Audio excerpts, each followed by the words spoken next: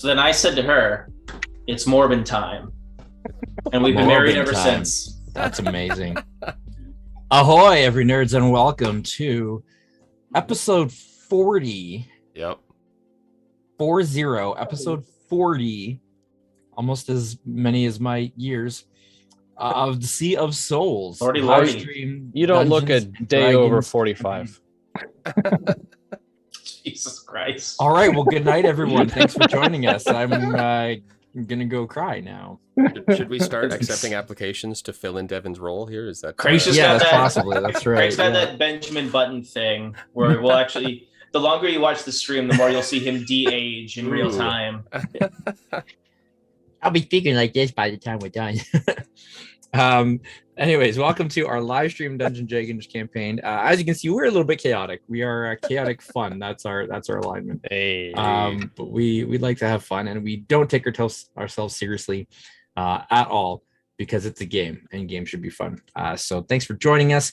If you've been with us, along for the ride with us since the beginning, that's amazing, or even for a while, we appreciate it. Thank you so much. If you're joining us live on Twitch, which is the best way to join us, then yay. Thanks for hanging out, and we get to hang out with chat. And if you've been in our chat, you know that we, unless we're in a heated, awesome battle and we're not paying attention, we do try to interact with our chat as much as possible. So be a part of the community and join in. That's a really awesome way for us to be able to connect with you as well. Don't forget to check out our link tree up there. And you can find the links to all of our socials, including our Discord. Come and hang out on our Discord and talk D&D and other things with us. And if you are a member of our Discord, you will get exclusive access to our upcoming Elderbrain zine. So we are going to be releasing a new magazine full of D&D content, and we're going to be giving first access to that to those who are on our Discord. And our very first issue, we're actually going to be releasing for free. So that is going to be something that's going to be connected to our Patreon. But the very first issue, we just want to throw out there so that we can give some content to you guys. And that's going to be coming out within the next couple of days. It's going to be our May issue, and we'll probably do sort of like a bi-monthly issue for that. But we've got some magic items. We've got some interesting creatures. We've got a goblin-themed adventure, courtesy of our own Flick here. So yeah, it's gonna be a lot of fun. Stay tuned for that. It is it's just fun content. This past Saturday, we did three of us, Ian, Devin, and myself. We were involved in the Heroes for Cystic Fibrosis D&D fundraiser, and Devin has some recap for that. It was an awesome weekend, or an awesome day. I had a lot of fun. Devin. Yeah, it was quite successful, I would say, considering it was a little touch and go there for a little bit. But it was a great time. I think everyone at my table certainly had a lot of good things to say, and I think we heard a lot of good things from Ian and Craig's tables as well. As far as I can tell, we didn't get anybody saying that I hated my DM and I never want to see them again. So that already they just private messaged Jeremy about that. That's what they did. Yeah, that's already a massive success, because everyone who came had a really good time, and no one was ever complaining about the fact that they had to sit there and listen to this moron drone on about goblins or nonsense. Or in this case, octopus with eye patch. There was a lot of good prizes went out. My table, every single player at my table won a prize. I didn't put my name in for that reason, but every single player. Lots of people won lots of things. Everybody seemed pretty happy about that. And over the course of the day and everything leading up to it, we raised a little over $8,000 for Cystic Fibrosis Canada, which is great, because they have a lot of new drugs that are in the testing stages right now, that this money is going to help them kind of push that along, and hopefully actually get like a real dent made on the on the disease, which will be really awesome, because then we can start doing this for more fun, and it'll be a little less grim. Yeah. Thanks, Devin. Yeah, it was a lot of fun, and of course, to be able to do it for such an amazing cause and be able to raise a lot of money was really cool. We had players, the more they donated, the more bonuses they got. So you could get like a free resurrection, extra magic items in game. My table used pretty much everything that they paid for, including the resurrections, because it's fun that way. Did you have anyone buy like a free resurrection in advance and then just start acting way more recklessly? I had a guy who kind of leaned into a couple of hits just because he wanted to pop back up. There was a few reckless decisions with like the knowledge of like, you know what's the worst that could happen? I die, I resurrect. So We did have a joke at my table where it was one of the players was going to take everyone's resurrection and just Doctor Strange the boss to death. So Shalazar, I've come to. So Shalazar, I've come to. So Shalazar, I've come to bargain. That would be lots of fun. Anyways, yeah, it was really great. I was really happy to be part of it for a good cause. So who knows, maybe we'll be doing more of that in the future and look forward to it next year as well. But we're really grateful for being able to raise money for a cause and have fun while doing it. So yeah, I think that's all that I really have for this evening. Like I said, we have our content magazine coming out soon.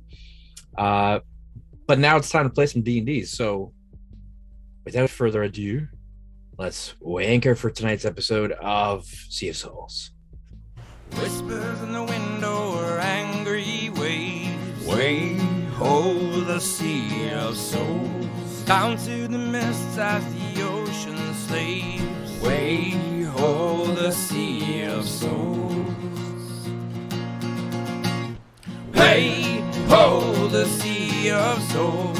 Way ho the sea of souls. Hoist the sails round the eddies and shoals. Hey ho, it's the sea of souls. Oh, way ho the sea of souls. Way ho the sea of souls. Hoist the sails round the eddies and shoals. Hey ho, it's the sea of souls. Hey ho, it's the sea of souls. Sea of souls.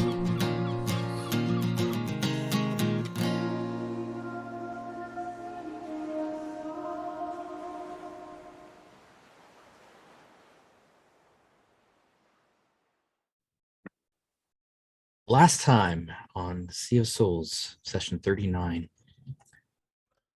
After finding the second layer of this ancient temple beneath the city of Valtear in search of the priestess Tanshu, you managed to work your way through some broken hallways with cracks and fissures, strange hollow armor in display along many of the chambers, coming upon a door that had black inky tentacles writhing around it. Tentacles very reminiscent of those previously encountered in the Sea of Souls and likely belonging to the entity Triskades. Inside the room, not only did you find Tanshu held up by these tentacles, but two interesting undead entities waiting on guard as well. After fighting them, you learned that these creatures had been born from the unfortunate bodies of two orphans that had gone missing. Some sort of dark necrotic magic that Lord Vale, or whatever entity has possessed Lord Vale, put into place. He managed to rescue Tanshu, who informed you that Vale was looking for some sort of magical well down here, which is what all this was about. And with a little bit of help and a little bit of ingenuity and magic and searching through statues and walls, you managed to find a secret passage leading to this very well. Strange, chaotic energy pulsed up from this fountain in the center of a room, barely hanging on to its structure, as cracks are forming in the walls and in the floor. More of these black inky tentacles seem to be held at bay, trying to get closer to this well, but not quite able to penetrate all the way, pushed back by something. Hovering just above the well was a scroll case. And as you all entered into this room, there was a moment where your willpower was tested. Dinar, failing that test, reached forward and grabbed the scroll case and opened it up. And inside there was a scroll in the same archaic language, the language that you've seen all over the void gates and the ancient runes kind of connected to that one again that you're not able to read in its native form, but which sort of changed even as you looked at it to be able to be read in your own language. And Dinar, as you held this scroll open and began to read it, all of you heard a voice echoing in your minds, in the room, in your own languages, your own native tongue. And we're going to try it this week, and hopefully it's going to work because we tested last it. session. We tested it, so it's going to work. And so you hear the scroll being read aloud. It sounds like this. Empty winds from dead stars and faded dreams. Empty voices without hearts, without scenes which close the void from encroaching dread. They have spoken, yet none have heard. None but the riven soul, not alive yet not dead. 1 dozen deaths, 1 more to come. Behold, we are undone.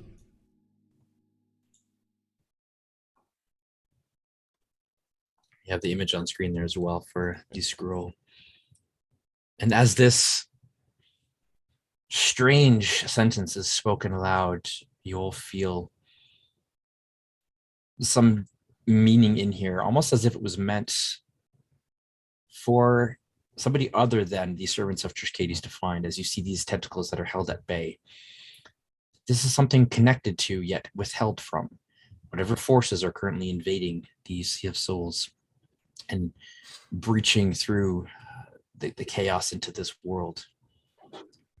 Dinar, you feel connection to this scroll, these words that almost a binding, that you feel this intent to understand it. You need to know what this means. It's something that kind of cuts to your very heart's desire, that this becomes kind of in a moment at least this all-consuming desire to understand and to know and to just put this into something that makes a little bit more sense. It's confusing. It's a riddle of some sort. Obviously, it's sort of this very strange poetic language. You have to know what it means.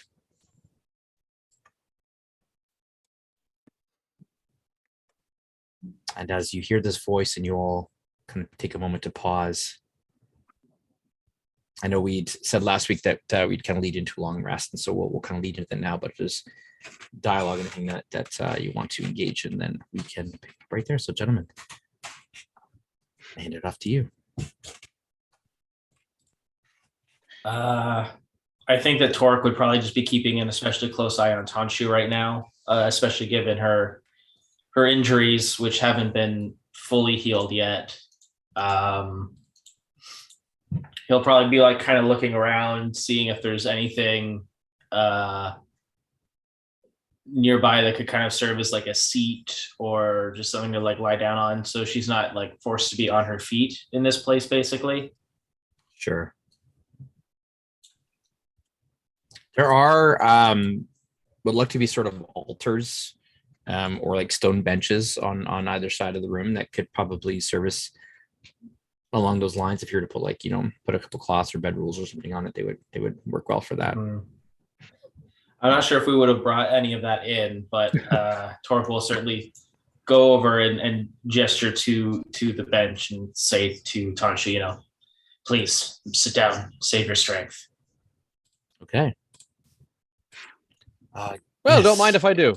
gladly. Drink. Good lady, would you like a drink? You've had quite a night. No, I'm fine.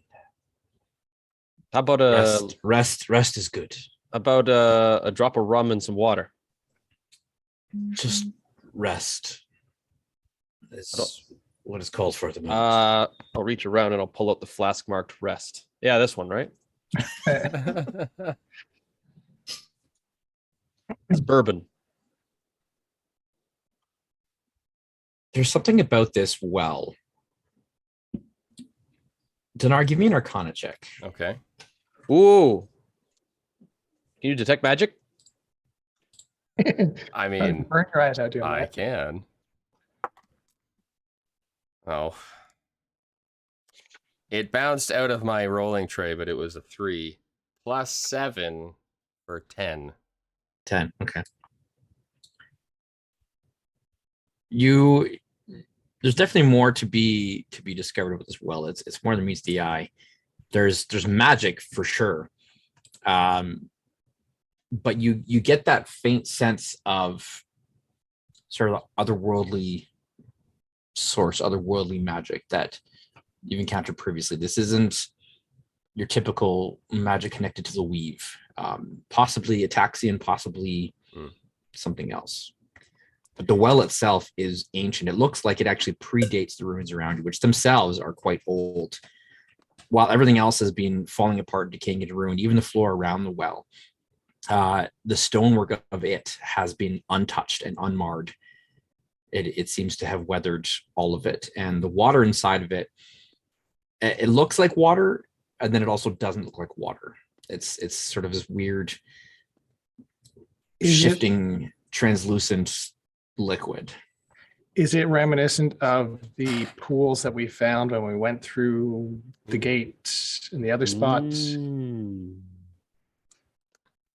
Give me an Arcana check, Flick. Ooh. Oh, wow.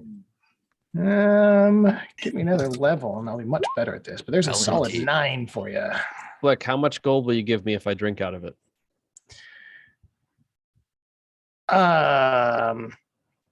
I mean, there's no need for foolishness.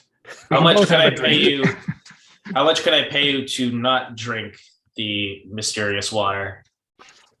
Oh, now I really want to. I know. Flick, there's definitely possibility that it could be connected. It doesn't seem to have the same essence to it. That liquid was like very dark and seemed bottomless, and this is a little bit different, but it does give you some like connection. There's a little bit of an echo of that where you're like void script, strange liquid. Well, where I'm standing, spooky scrolls notwithstanding, we got what we came for, right, lady? I ain't too big to just sail away, leave another smoldering town in our wake, and get the hell out of here. Sail away. Come sail away. But Torque, little guy, this is your rodeo. So what's the play here?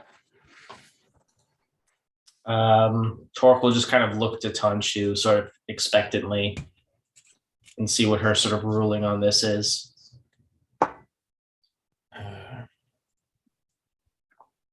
As I said, I personally, I cannot leave my people, those who are left, to whatever this entity that has taken on my nephew's visage is. I must return to the city. I must help in whatever way I can.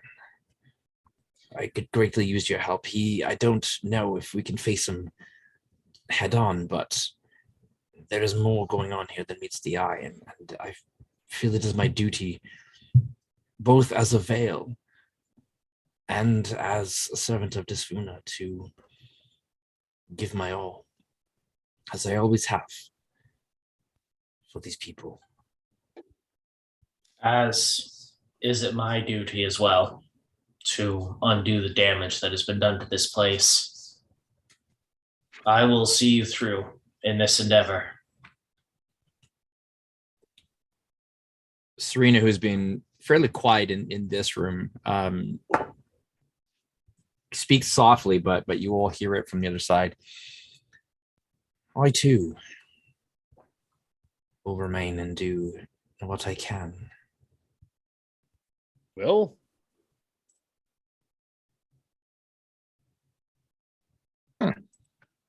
Cool. Dinar is still intently looking at the scroll, but still listening. So wait, you all heard that, right? what the spooky voice saying goblin stuff? Yeah.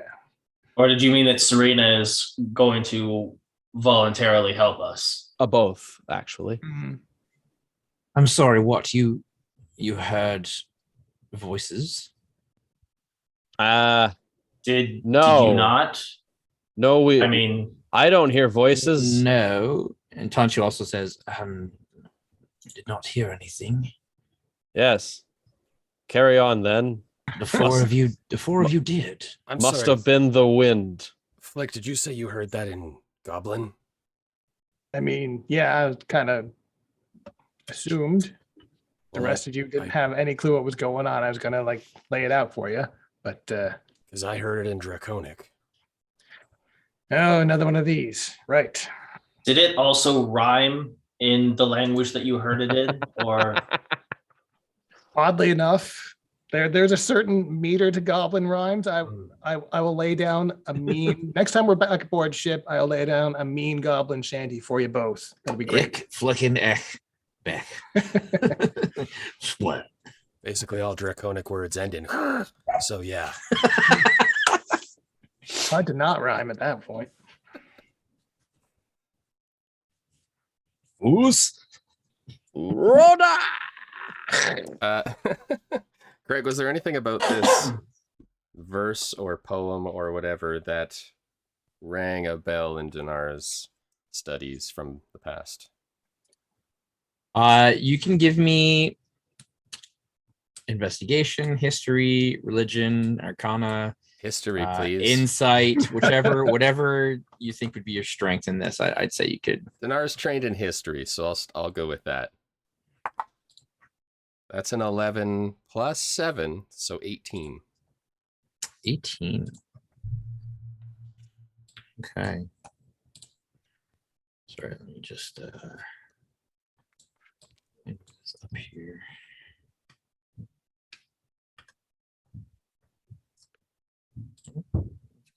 My screen just did something funky. Trying to get this to show to you guys.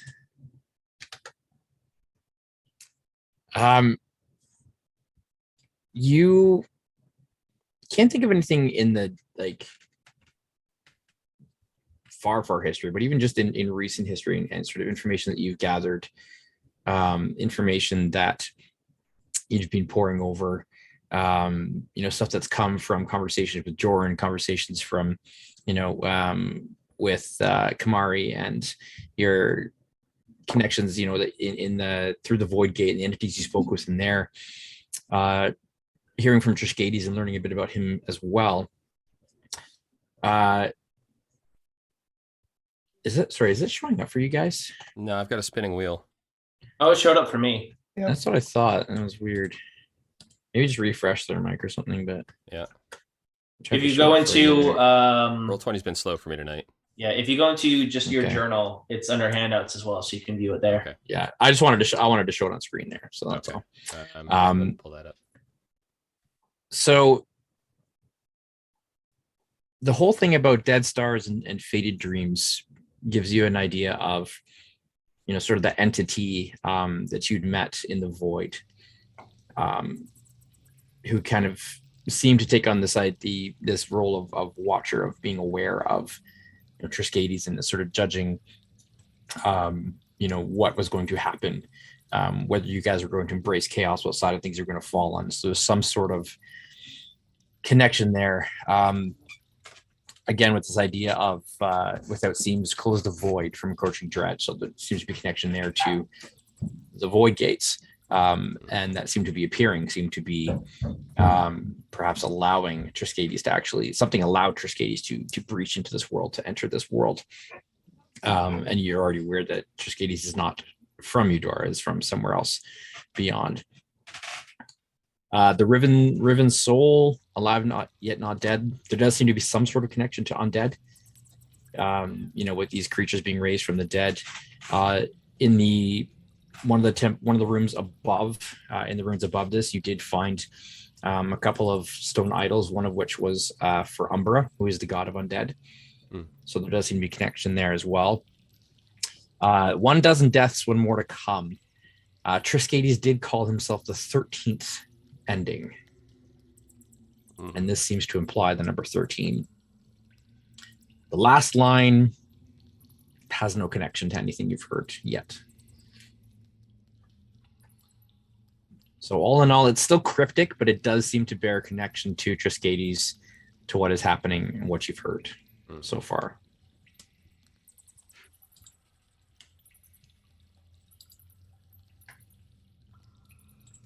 So what do you think, Captain Glowy?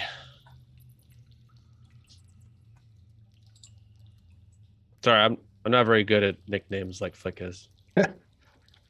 Didn't glowy. That's doesn't roll off the tongue quite as well. Listen, let's all just move past it. That's fair. Yes, let's try and stay on topic. Well, where exactly do we go from here?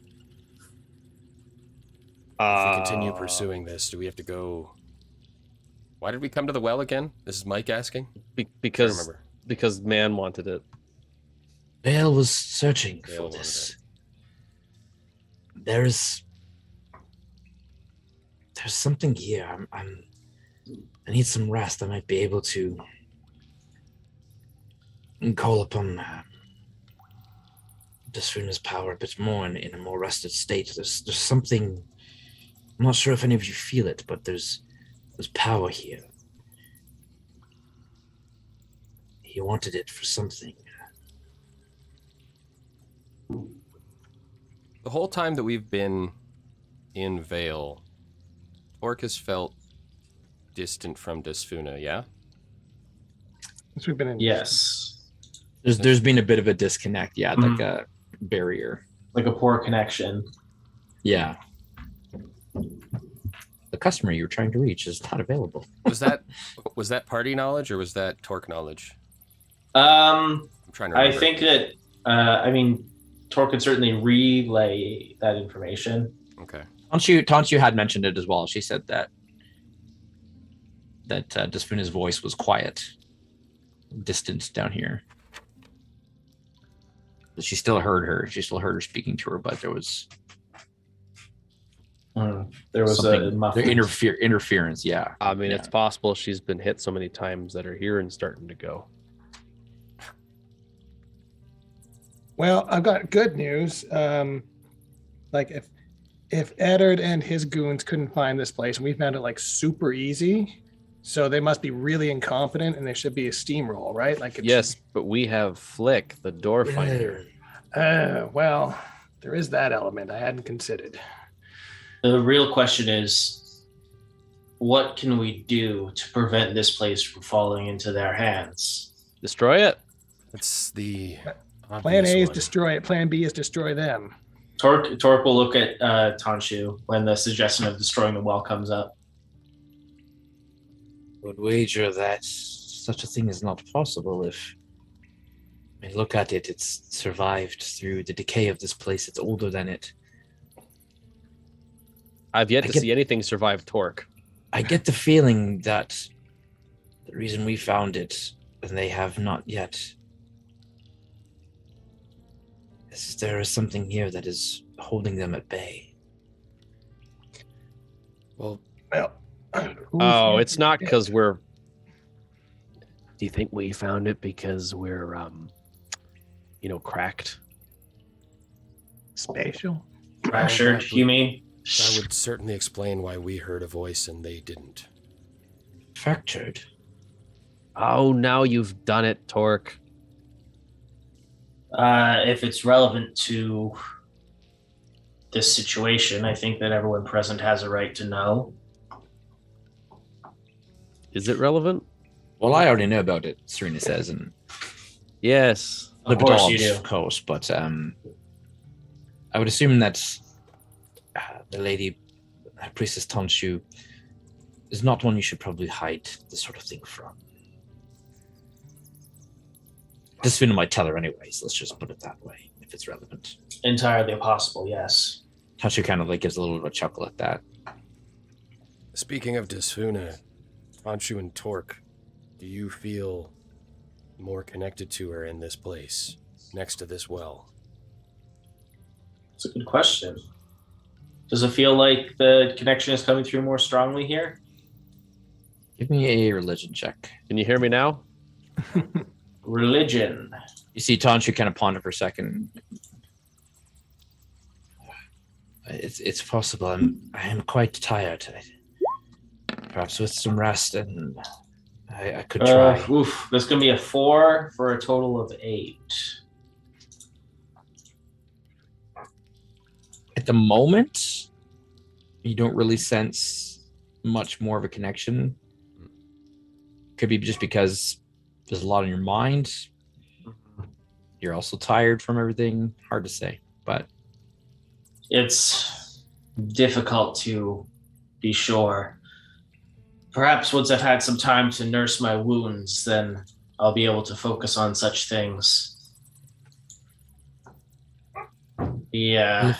If we're going to rest, I would say this is probably the safest place to do so, since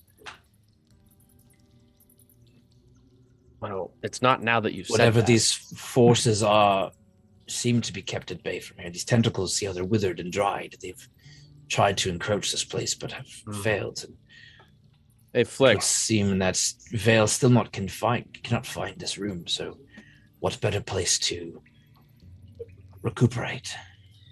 Nevertheless, I will take watch by the door in case by some miracle they do find this place. Hey, little guy, you're kind of beat to crap. You and the lady, you rest. I got first watch, no problem. Hey, Flick, I'll give you 10 gold if you eat a piece of that tentacle. Ugh. I gotta let it cure for a bit first, but you're on. It already looks like jerky. See, that's Please do not eat or drink anything that you find in this room. I would concur. Leave it You're so, no fun perhaps. anymore.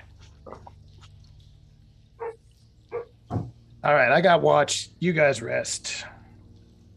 I got ideas. All right, I'm gonna try and find the most comfortable looking rock.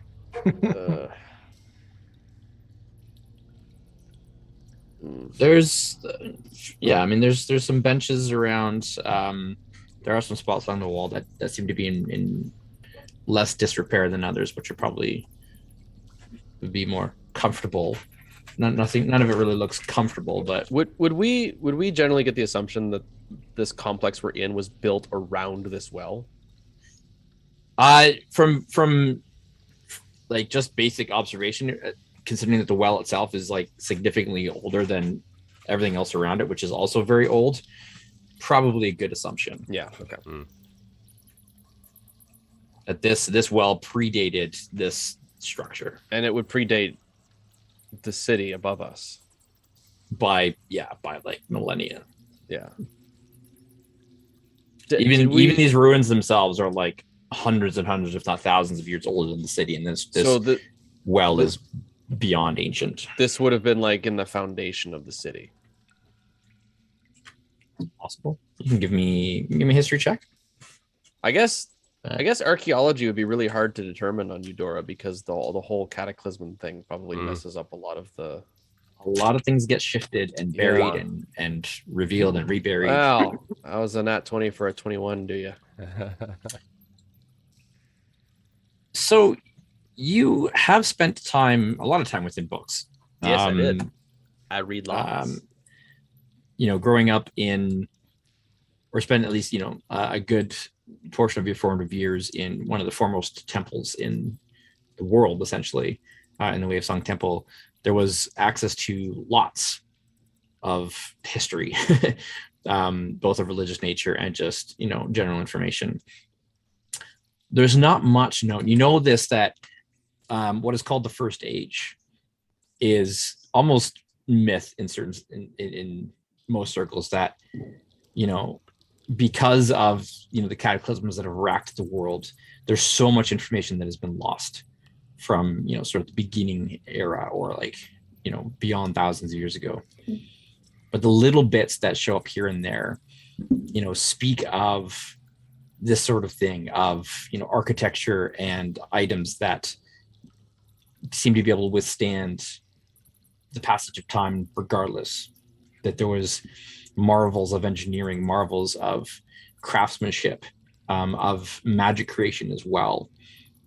Many of which that are found are there's unknown languages, there's unknown devices. There's so much that people just don't know anything about.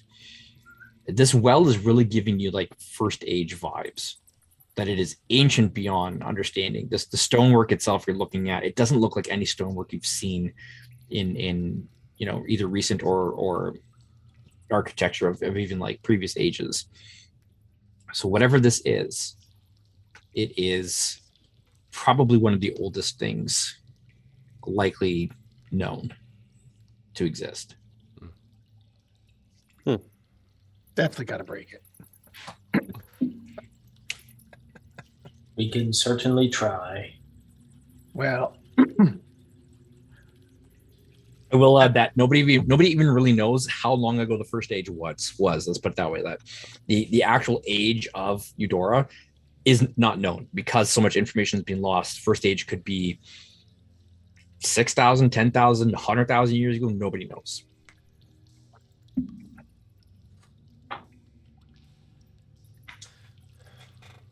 Well, after everybody hunkers down for some rest, I think Dinar is going to spend probably a considerable amount of time with the scroll.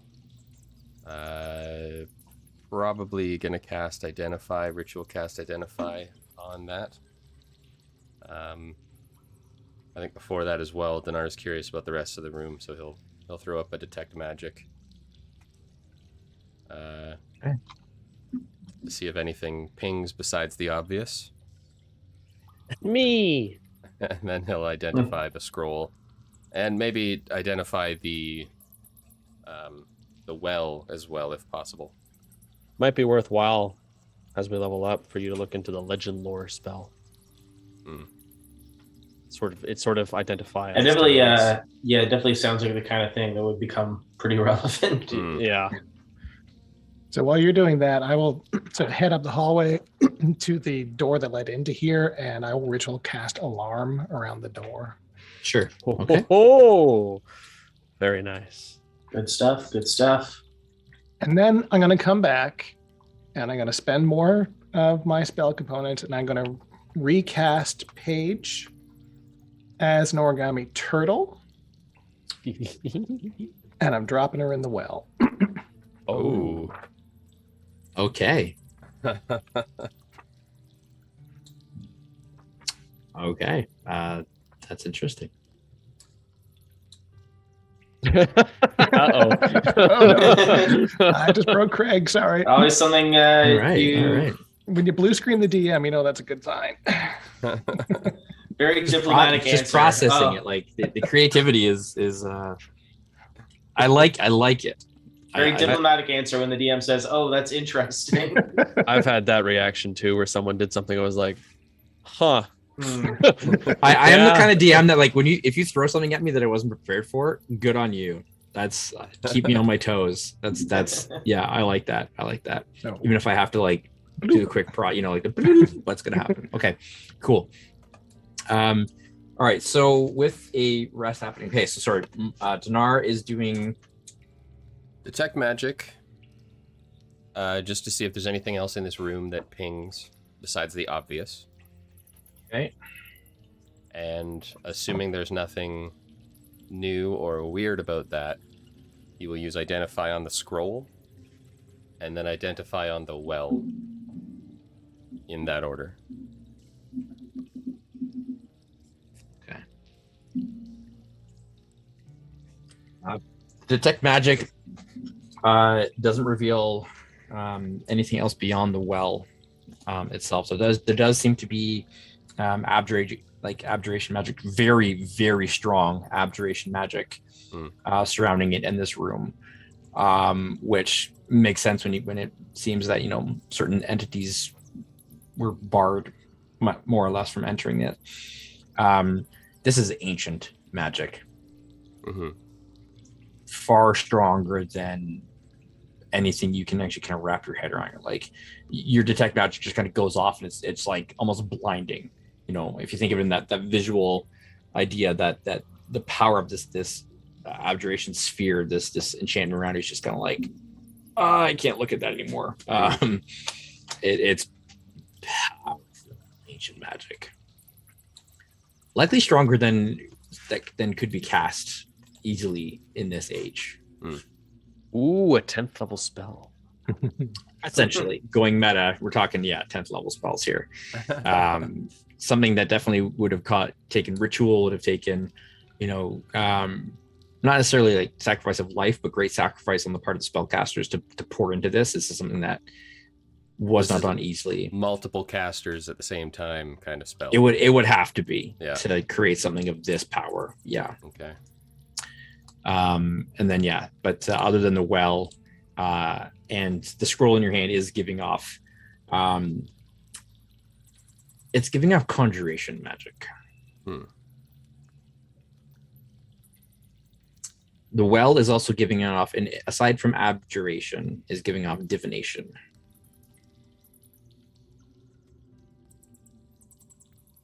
As well as transmutation.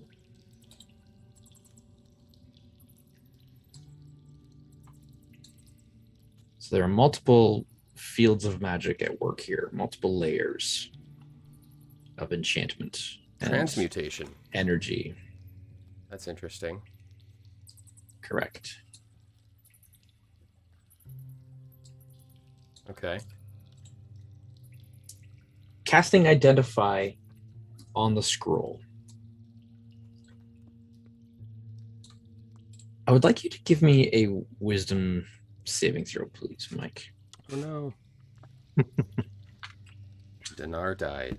Oh boy. Go sleepy. Nothing to that extent. No, just unless nothing bad. I'll a little simply feeble a just 9. All right. So wisdom saving throw. It's that's going to be a 10 total. Okay.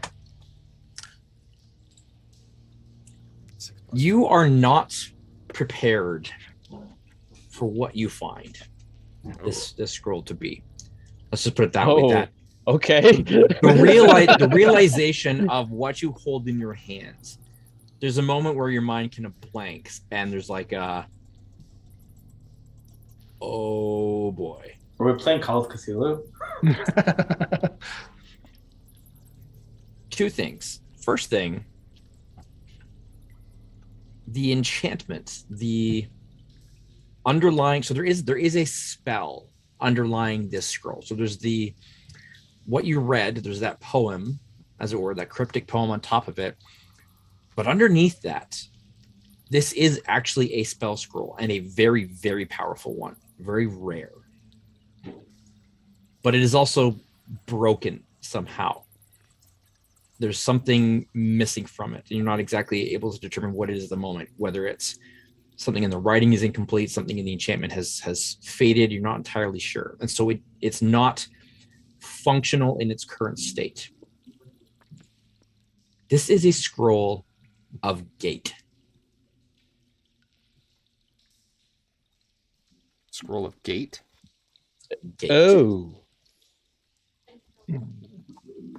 Gate conjures a portal linking an unoccupied space to a precise location on a different plane of existence.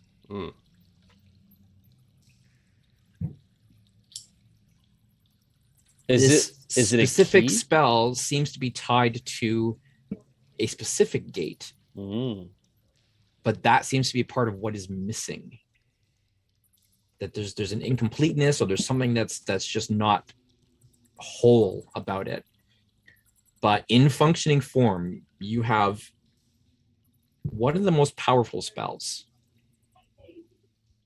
known, going meta, 9th level spell in your hand, a Scroll of Gate. So it's like a multi-planar portal spell.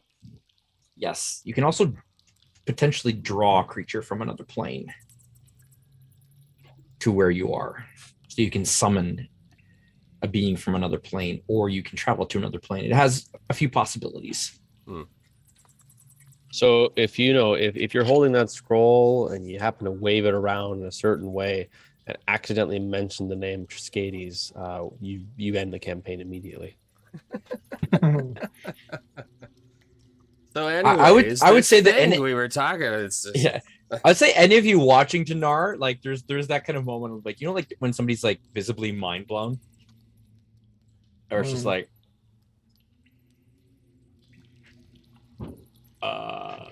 This there's is a the bit of that. Declaration of Independence. We're gonna steal the Declaration of Independence. Yeah. Okay. So that is what you ascertained. All right. Oh, we got a bot. I'll just say explicitly, Dinar is keeping that information to himself for a moment. Yeah, there's a bot in chat. Canvas suit. Do I get anything from an identify off of the well? Oh, I'm just booting the bot here. Bye. Didn't show up though. Why didn't it work? I'll see if we can take care of that, Mike. Sorry, anything from the well? Yeah, if I'm able to, I'd like to cast Identify on the well to see if there's anything to be ascertained from that. The well is a little bit more tricky, in that it's not a specific magic item. There's no specific spell that you seem to be able to identify off of it. There's deep magic here, layers of, I guess that's divination, transmutation as well. Essentially, it's a font. Font? Of water? A font of magic, like a font of raw potential energy, raw magic.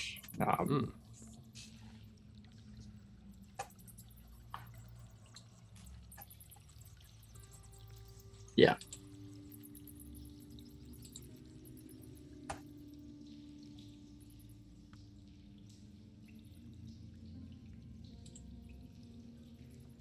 So it's not water then.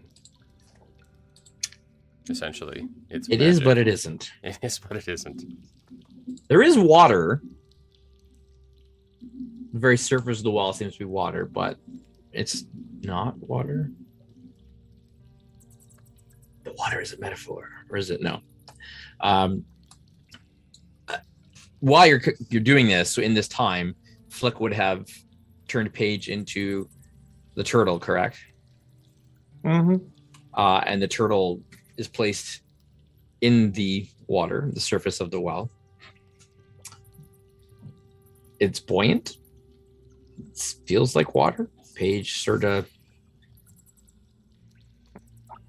swims around. Beautiful. All right, I'm gonna put senses. I gotta look through Paige's eyes and have her swim down and see what we can find.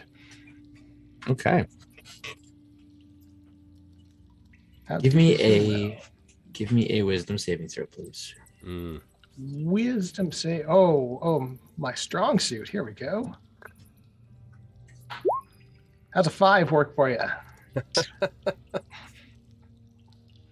For the briefest of moments, as you look through your familiar's eyes and you descend into the well, you get that moment where like, oh, this isn't water.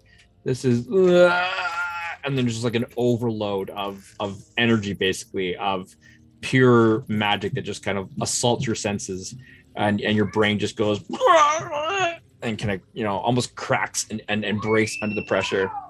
And Flick, you pass out. Oh, all right. And Paige just like vanishes, and you all watch Flick kind of go and just fall over unconscious. Yeah, I think seeing that, Torque would immediately kind of rush over and see what happened. I just want to say, he definitely did not eat the tentacle. You better not. I had other fish to fry. It's all right. Can I attempt like a medicine check? Check go the for it. vitals. Give me a medicine check. Yeah, sure. Okay. Dr. Torque is once again in the house.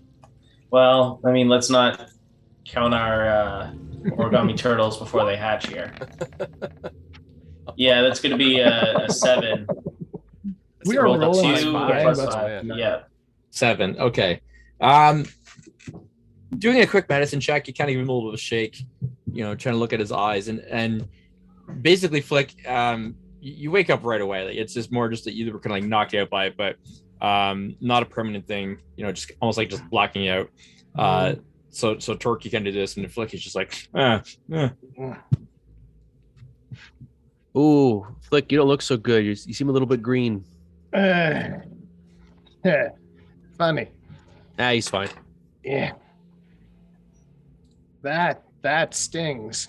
What did you see? I do not. Did you just chomp on an ice cube or something? Yeah, no, I do not suggest going for a swim. So I should not drink it. I mean, it was fine on the top, but once you get down a little bit, it gets a little wiggy down there. Oh, it's a cocktail? No. A layered cocktail. Yes, think of it like a layered cocktail. Or like a cake. like an No, onion. it's raw magical energy. Parfaits have layers. No. It's a magic parfait. You're Yes. saying this is liquid magic, Basically, yeah. and I'm not supposed to drink it. No. What if? Okay, but this calls for experimentation. Can you imagine if we just take like a drop of this and put that into this? Give it a nice little bit of a kick. Or put it into this. Yeah, that also might give it a kick. I don't know. Let's not do anything with the well water until we're fully aware of what it is capable of. I'm with. How are we going to be aware if we don't experiment? How are you going to be experimenting if the first experiment kills you? Yeah, we got experts that can handle this stuff. I would not be opposed to taking a nice big old beaker of this to, I don't know, to Bird Lady or what's his name in the tower, a Jorand or someone, This is above my pay grade, but I'm sure they'd know what to do with it. For now, our priority should just be keeping it out of the hands of the enemy. Well, that too. Yeah. So, I mean, we're kind of going down two different paths here now. We don't know. We're pretty sure we can't destroy this thing. We might be able to cave in the area around it. I was thinking about that too. But if that's the case, and we take some of it with us, and then they're like, "Oh, this is not enough. I need more."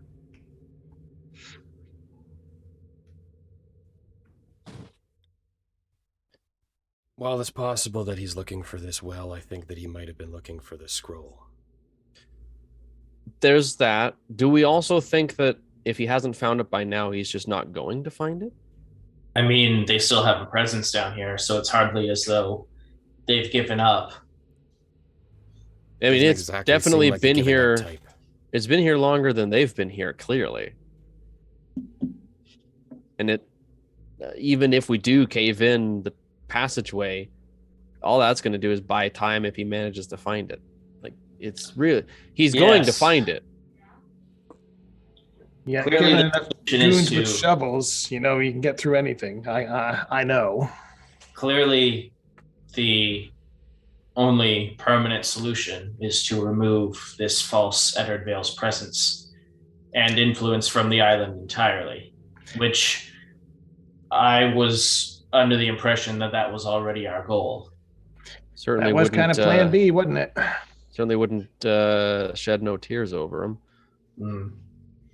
And if Tonshu says that this isn't even the actual Eddard Vale, but merely an imposter, then, well, that does make killing him that much less of a moral issue. Well, it might be a marble situation here, right? Like you had someone else riding in you for a while. Could be the This same is- sort of thing. This is possible, yes. Do we also know for sure he's not possessed like, again, Torque was? Seems the most likely. I would say that Anyway. that's likely what's happened, yeah. Well, here's the thing, right? If because I've been using my old brain, my noodle, the meat in my head. You think got possibly. Yeah. Yeah, it's gotten me out of a bunch of scrapes growing up, right? And it makes you quick, makes you think about these sorts of things before you just jump. When you're hungry, you're starving, and you see that loaf of bread, you don't just grab it. You got to examine the scene. You got to make sure the guards are positioned. You got to learn their routines. You got to learn what happens. You got to watch, observe, think, stop. It makes you look at things from a certain angle. And the angle I'm seeing this from is that I don't really care if this Lord Vale is possessed or not, personally. What it does matter is if he is another person inhabiting the body and that person is manipulating the ghosts that is possessing them, problem solved if we take them out. The counter to that is that if he is possessed by one of them ghosts, there's still whoever's controlling the ghosts, and that's the person who wants the well, not Vale. It's a matter of, are we going high enough up the food chain? Basically. We take out Vale either way. The question is whether we have to stop there. Does that solve the problem? Yeah, well, you know what? We'll figure that out after we shanked him, right? I mean, sure, works for me. Like, you have some things that deal with possession, yes? I mean, I got a couple of tricks up my sleeve, but nothing. What does it do? Yes, protection from evil and good does give you another save if the thing had a save to begin with, kind of thing. But yeah. If we can get close enough to him to attempt this spell, then we would at least get a definitive answer as to whether or not this is a case of possession. Oh, that's right.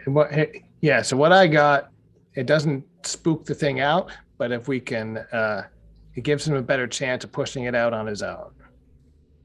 So if he gets another save, it'll be with advantage. That's mechanically what protection does. Oh, and it has to be on a willing target. That was the other problem. Mm-hmm. Yeah, what I got ain't going to do the trick. Sounds like he's been possessed for a very long time. If he's still in there, he's probably not fighting anymore. At some point in this conversation, you notice that Tanju has fallen asleep. I was wondering about that. From her exhaustion, she's snoring. She's out. Oh, yeah, I'm on watch. You guys go to sleep. And I'm going to spend more time bringing Paige back because I have 7 more of these. All right. So Flick is on first watch. Y'all. Who would like to take second? Torquil. Torque. We got to make sure we get out of here soon. I'm going to run out of sleeping booze. Third watch.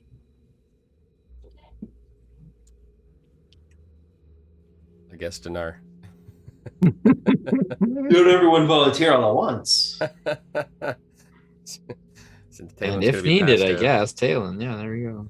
All right. I suppose Serena could also stand in watch, maybe.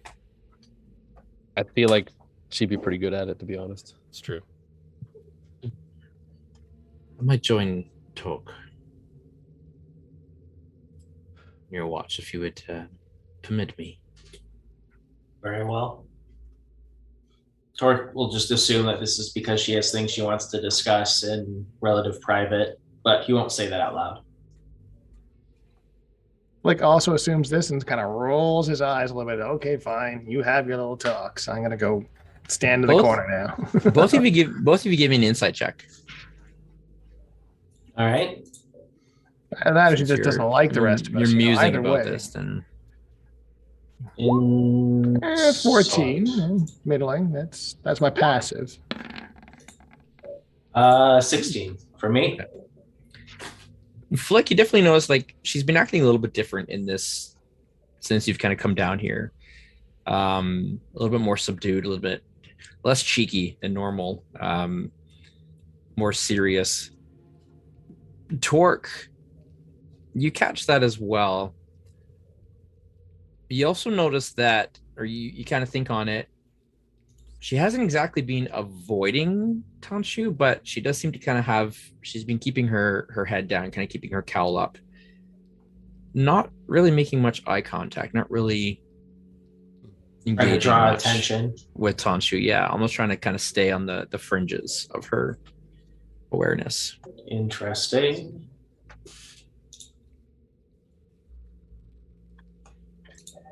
All right. Fleck, you taking first watch. Yep. I'll take the first 10 minutes of that to bring Paige back just because I missed my little bird already. Certainly.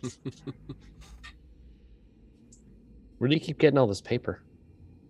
Well, I stocked up before we left. Is it regular paper or is it like wacky construction paper? Dinar opens his spellbook and just sees that several pages have been torn out. Good thing he uses leather belts, otherwise that might be the case. It's origami. It's origami paper. Yeah, no, it's a super fine paper. Yeah. Flick, give me a perception check if you would, please. Perception. Here we go. As you begin your watch. And kablam. There's a 10. Okay. I'm still a little dazed. Nothing. You don't hear anything from beyond the door. Your alarm spell doesn't go off. No tentacles moving. Nothing really seems to be encroaching on your space here. You hear the faintest whisper of a voice coming from the well, actually. Fleck. He who bears the cursed shield. I mean, I have a shield. What? Who? I'll sort of peek my head, like to peer my head over. I'm careful not to touch any of the water that is. Who's in there? I'm not in there, but I can speak to you. I am Desuna. Your companion knows me well. Sure. All right. Insight check.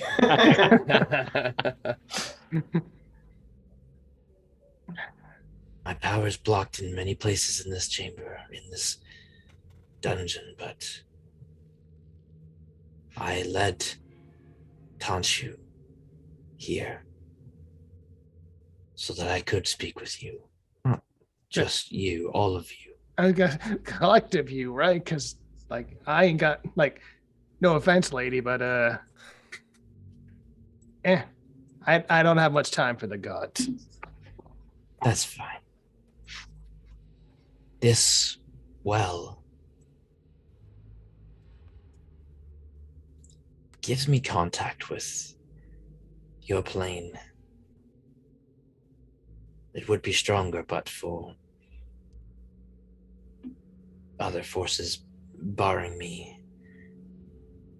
But still, I can touch the world in a focused way here. Speak, so that even my followers, those who don't follow me, can hear me.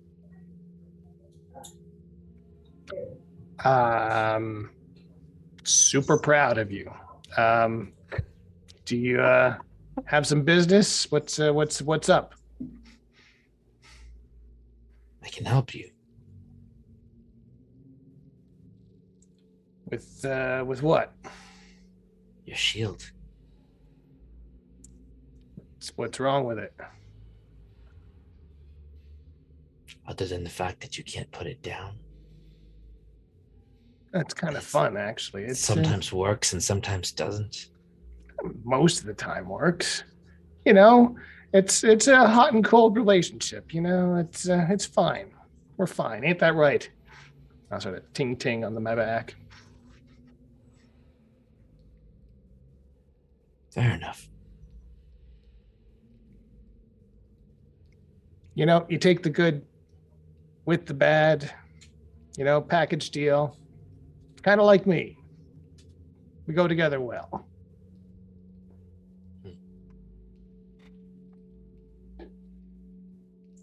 I may not have another opportunity to help. But if you would like the curse on it broken, I do happen to be a goddess. Yeah. I've heard enough screwy voices coming out of weird places today. I'm just going to wake up Torque now.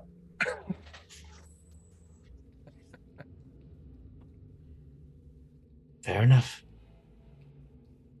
Nice chatting with you.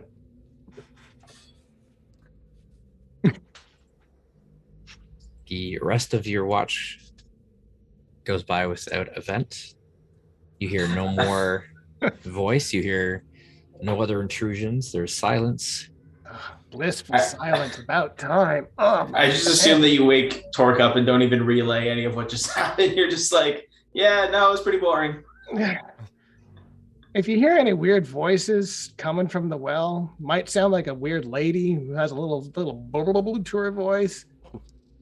Yeah, just ignore that crap. She's gonna offer you weird stuff and dumb things. That's I'm gonna sleep now. a very specific concern, but all right. Oh well, she said she was that one that you like, the water lady. Dysfuna, right? You're the Dysfuna one, right? This is concerning. You don't think that this voice was genuine then? I mean, we've been hearing a lot of stuff when we've been down here, so who knows? I wasn't willing to enter into any bargains. I am displaying a little bit of wisdom here, is all I'm saying. I will bring this up with Serena when we speak. See what her take on this is. Oh yeah, you and Cece having a little powwow. Apparently so, yes. I better go pretend to be asleep and let you get to that. Have a good watch. Try not to listen too intently. You got it, buddy. She's helping us out of her own volition now. I would hate to do anything to violate her trust and make her regret doing so. Yeah, well, she wasn't exactly on the payroll to begin with, but yeah. Have fun. I'll sort of clap him on the shell and find a corner to curl up in. Yeah, Torque will kind of stay by the door just because that seems like the most private place, ironically. Sure. Serena wakes seemingly kind of on her own volition at this time and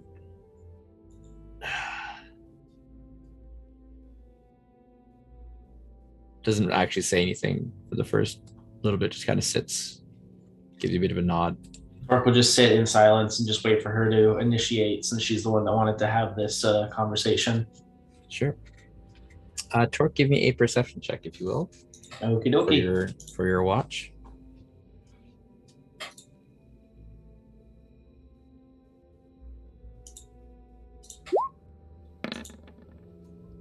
Oof. 14. 14. All right. Not bad. Through some of the cracks and fissures in the walls, you can hear the sound of crumbling kind of beyond. You don't pick up any voices or anything else, but you do hear a little bit of like Concerning. sort of continuing decay of the area around you. Just sort of like ambient crumbling noises, not the sound of like anyone actively like taking a pick at. Okay.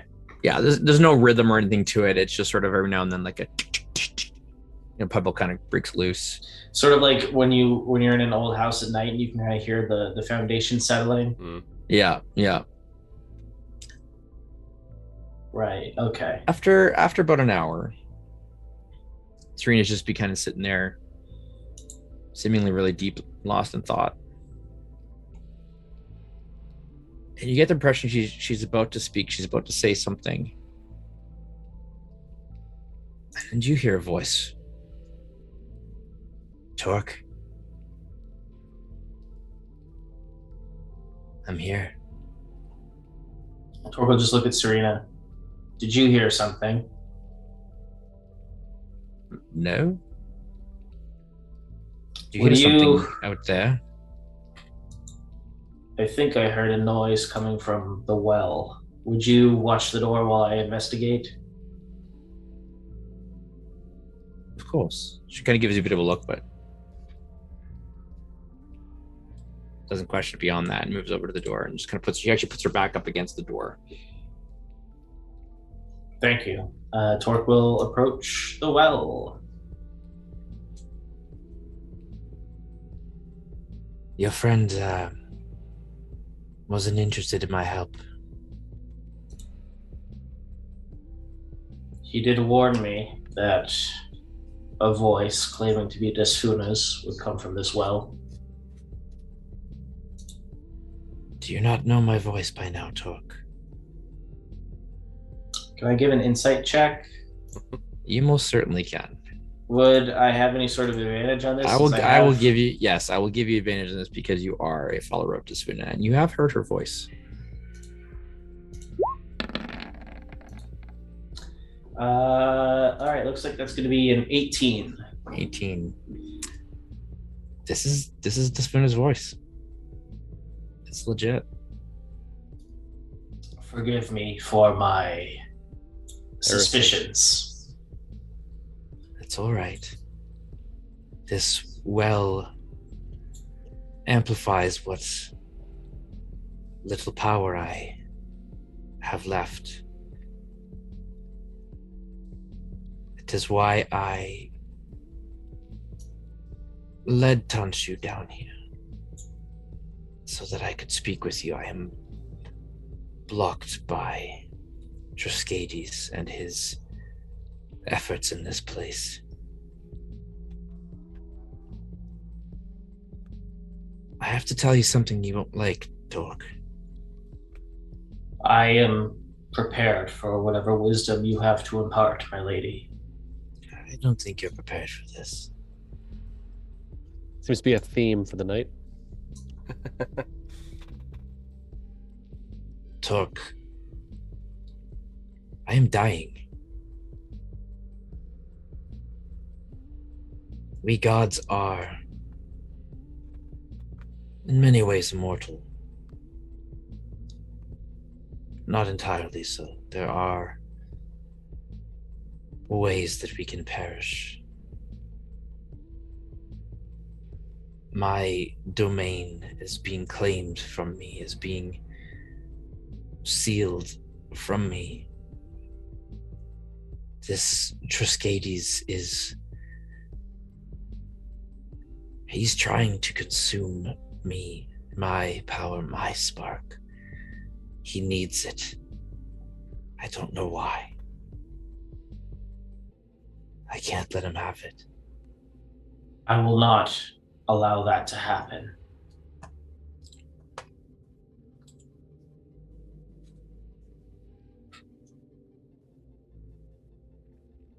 There's a way that I can survive. That's not easy. You might not like it. It's a great burden that I would place on you. One that is, by all accounts, unfair. One that I cannot even ask of you. You must be willing of your own volition. Whatever burden you have to offer is one that I deserve.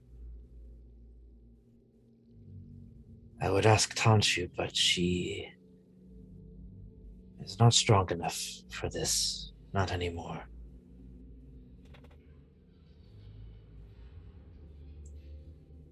I can voluntarily give, basically give up myself, my life, but allow my divine spark, my essence,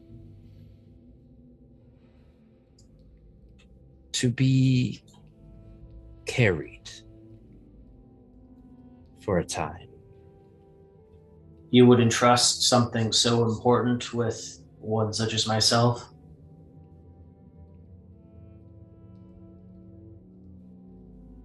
Yes. The alternative right now is Did I die a true death? Triskades claims my domain, claims my divinity in this world, and that would not be good for anyone. I will do this. I will carry this weight for you. No hesitation.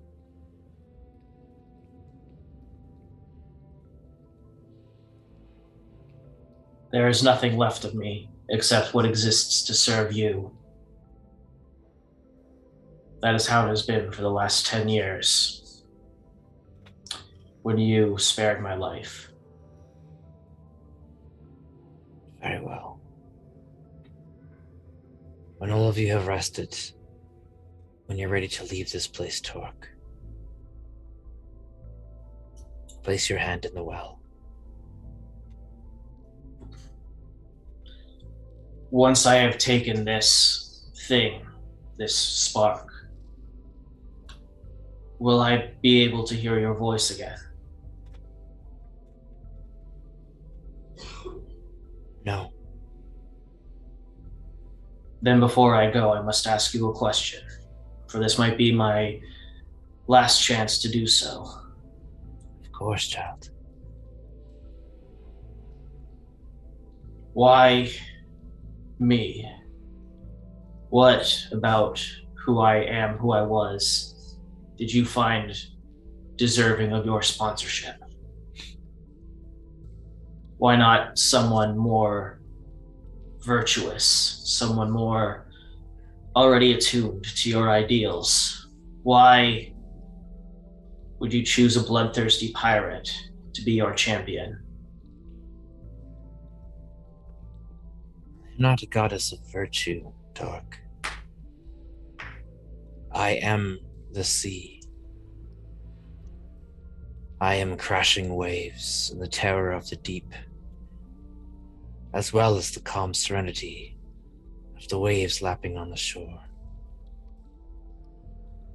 I am the sunlit corals in the clear blue sea. I am the twilight zone where light cannot reach. I am all of these things.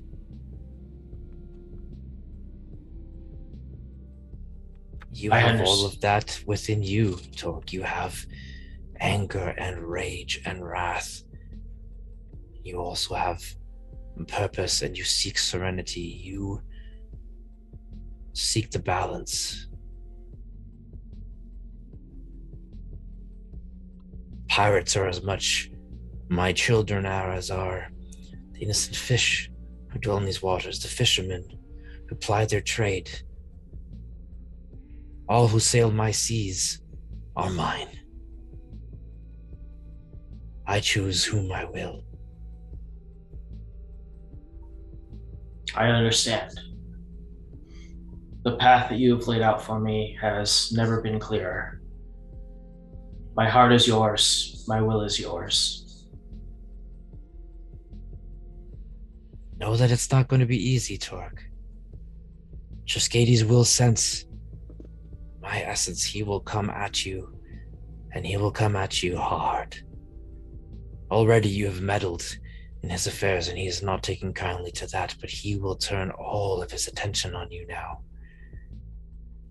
This is not a gift that I give you, it is a burden. Make no mistake. With all due respect, my lady, you said so yourself. We have no alternative.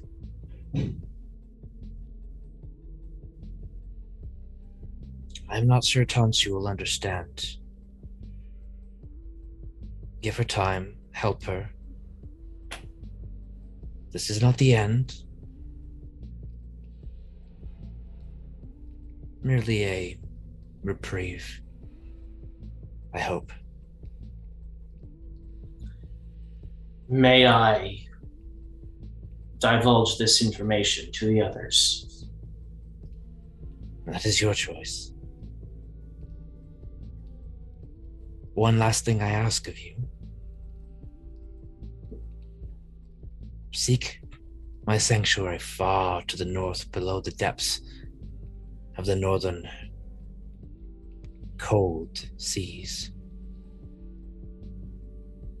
Find my holiest of places there. And perhaps we may yet have hope. I will do this. I don't doubt it. Now rest. Prepare. Remember, leave when you leave. Do as you must. I will be with you. In some ways, I will be you.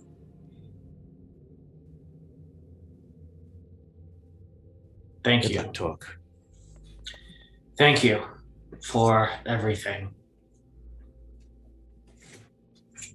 Torque will step away from the well and back to Serena. You see her she's catching this side of the conversation. Her eyes are just being wide, and she's just like, I'll explain everything when the others awake. Until then, I believe you also wanted to speak to me. yes. Oh, this day has been a lot to take in. I found that the only real solution is to simply roll with things. I'm not sure why I'm telling you this. You have an honesty about you, Torque. Blunt honesty, but a trustworthy one. It's not that I don't trust the others, but... well, I don't trust the others. Not in that sort of sense that they're going to stab me in the back, but when it comes to decision-making and carrying the weight of knowledge and secrets and the like, I'm not sure they're quite there yet.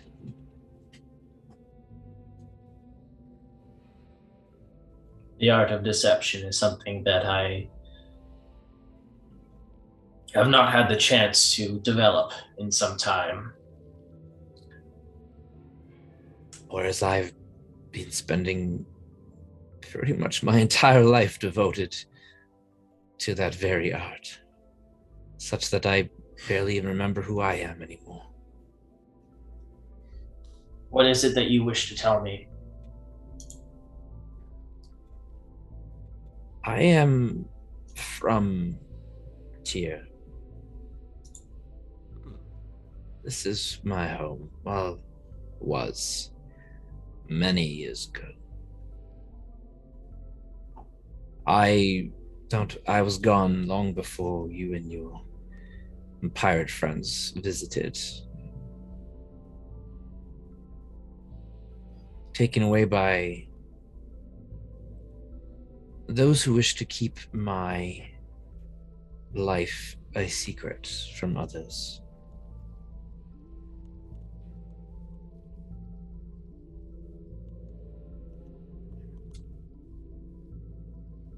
She seems intent on telling you more, but there's a pause, a hesitation where she's not entirely sure. For the first time since you've known her, you can actually see that she's rattled a bit. There's that confidence that she always carries about her is not there at the moment. There's a vulnerability which she seems uncomfortable with and not sure how to proceed. And she just kind of pauses and she's like,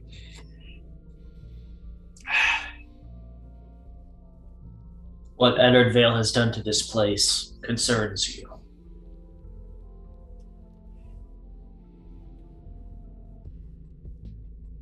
like Tanshu said, this is not Eddard Vale. I don't know if I can tell you how I know that, but I know. Believe me, this is not him. I knew him a long time ago. He would never do this.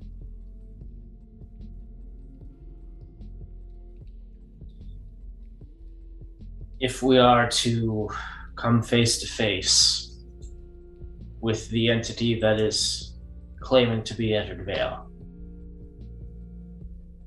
what course of action would you prefer we take?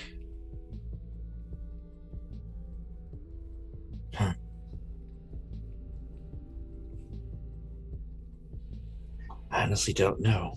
That's, I think, what is eating at my heart. If there's anything left of my Vale in there, I would want him saved. If not, it would be a mercy to kill this imposter. This whatever it is, whether it's possessed him, replaced him, I guess we'll find out. But we will do what we can. I can promise you that.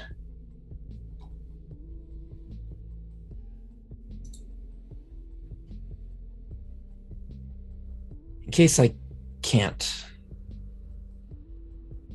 do what needs to be done in the moment, if I falter, if I'm unable to help you all in the way that I should,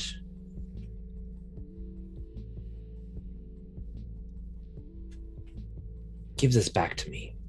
And she hands you a dagger with the hilt of it wrapped in black cloth.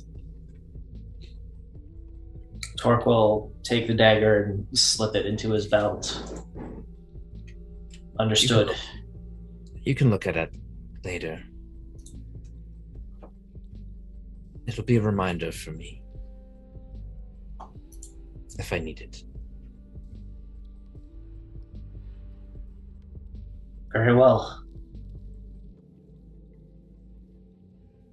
Right, no need to make this a little bit more awkward than it already has been.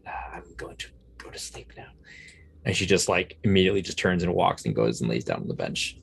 Torque just kind of blinks and just thinks to himself, awkward.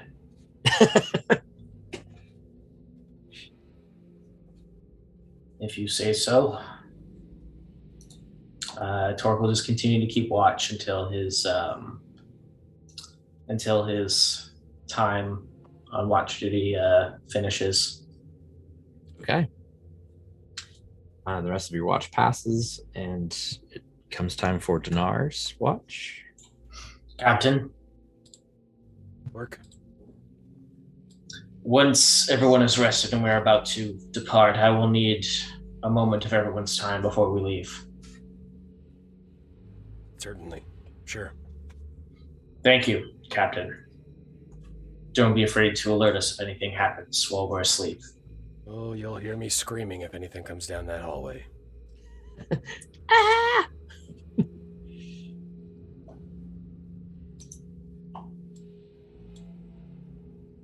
All right. And that will be it for Torque. All right. Dinar, can you give me a perception check for your watch, please? And then if there's anything you'd like to do, you can let me know. I swear every time I try to roll perception, I roll low. That's a 6 plus 1, 7. You get a lot on your mind. I imagine Dinar is looking at the scroll still, even though he's probably gained everything from it. But, Your brain parts are a little scattered and hard to concentrate on anything else at the moment. Yep. Sure. Also, with the knowledge that Flick has set up an alarm on the door, there's really not much reason for Dinar to be on high alert. Since if Flick suddenly pops up and says, hey... We'll get to it. Yeah. yeah, then Dinar will just be the most awake to deal with it, so... Cool. Okay. Dinar will spend his time reading, obsessively over the scroll. Over and over again, reading it backwards, trying to do an acrostic poem with it to see if there's magic, kind of sense that's made out of that. Okay. Give me an insight check for this one, I'd say. Okay. That's a 9 plus 1 for 10. Okay. Your mind is still a little bit blown. You know there's more to it, and you're like, this will take some time, but at the moment, you know, like you're trying to focus on something and your brain's just like, nah. Yep. Sea turtles, mate. You're thinking about random stuff. It's like, you know, nope. You just can't get the focus in that you need.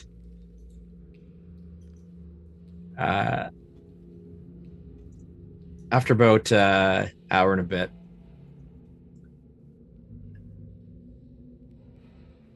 Dinar, Denard looks over at Serena and at Tanshu. Captain of the Radiant Dawn. You hear the voice coming from the well.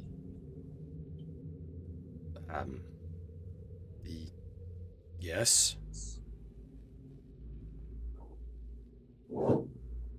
I am Desuna. Not gonna lie, I've been waiting for you.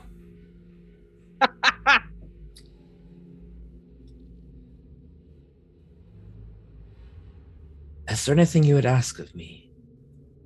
And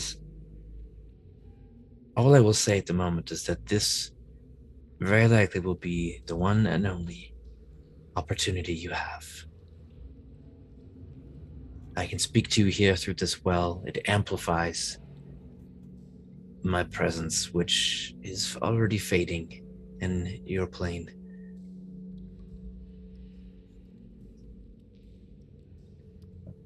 Can I do anything for you? Well, I'm not exactly sure of your abilities or your reach in this world. I know Torque thinks a lot of you. Tanshu over here serves in your temple. But as far as what you can do for me, I'm not exactly sure what you are capable of. There is tons that I would love for some otherworldly god to step in and do. There's a lot going on in this world, but maybe you can give me an idea of what your reach is, and then I can go from there. At the height of my power, I've been given commands over the oceans and seas that spread across this vast world. Because of Triskades, my influence is significantly lessened and will soon be gone. I do not have the same power as my parents, the elder gods, do. The lesser gods are more directly able to influence this world, yet with less power than they. Sort of how it works.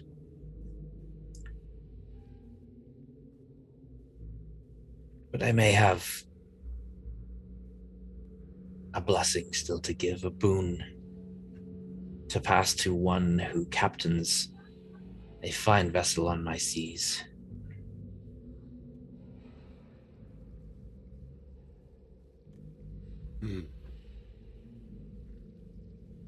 Especially when it will aid my servant Torque in what is to come.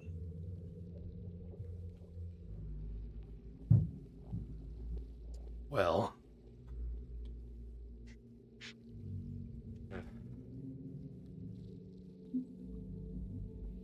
are you suggesting that you can do something to our ship? Maybe to make us faster on the seas, or to make us impervious to whatever those black goo things are out in the Sea of Souls? If that is your wish, I can certainly try.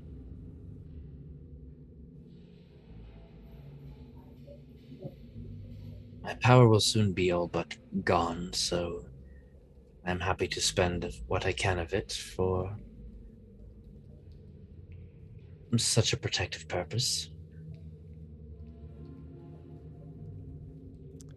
Well, since we've already lost one ship to it, and that's the fastest way for us to get where we need to go, protection from that might be the most advantageous Speed would be nice, but if we could make our ship unsinkable, that would maybe be better.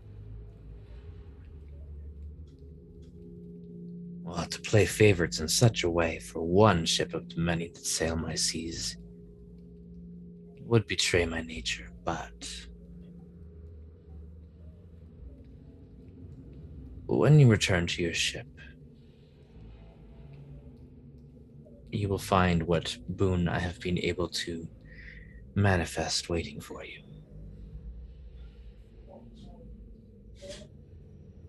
What is this gonna cost me? Protect Torque. Keep him alive.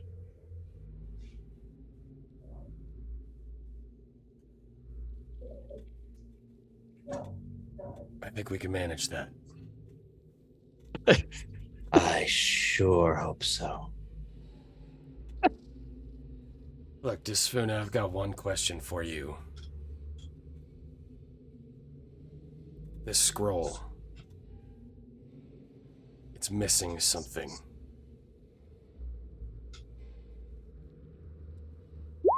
Can you tell me what and how to complete it?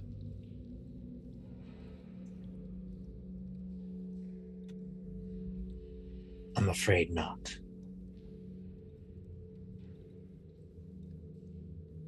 You can't, or you won't. I can't. Can I roll insight on Divination, sure. that? Okay. She's still talking, but yeah, Okay. you can go ahead. Divination was not my strong suit, even at the height of my power, and that scroll is not mine. It is not within my domain, and what is left of my power would not be of aid of you in this way. I am sorry. 19 is what I rolled. There's actually a sorrow in her answer, and you get the sense that like she's honest, and it's kind of I don't know if scary is the right word, but she says like she doesn't have any power left to do that. Is kind of like, okay. Protect that scroll, though. It was placed here for a reason, not by me. I did not make this well, I'm simply using it, but if it was given to you, then protect it. It will come in handy, I'm sure.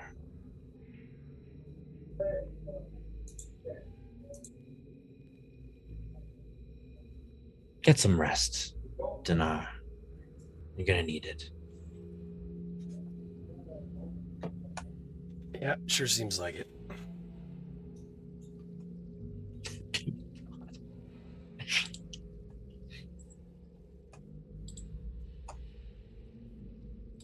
And you kind of get the sense that like she's just silent, that's all you're gonna get, even if you were to ask more questions. There's just kind of that almost like a cut off, like she hung up. Yep.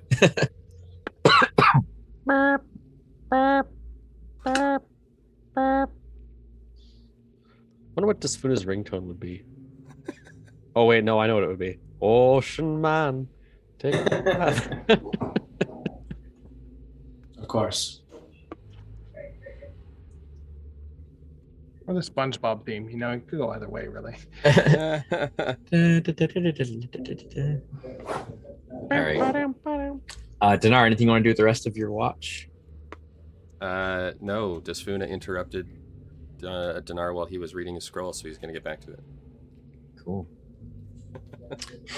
Yes, Taylind, you are woken involuntarily, not in a abrupt way, just kind of a peaceful, like, kind of wake. You see Dinar sitting there reading a scroll. And you hear a voice from the well. Taylind. Oh no, there's a child falling down that well.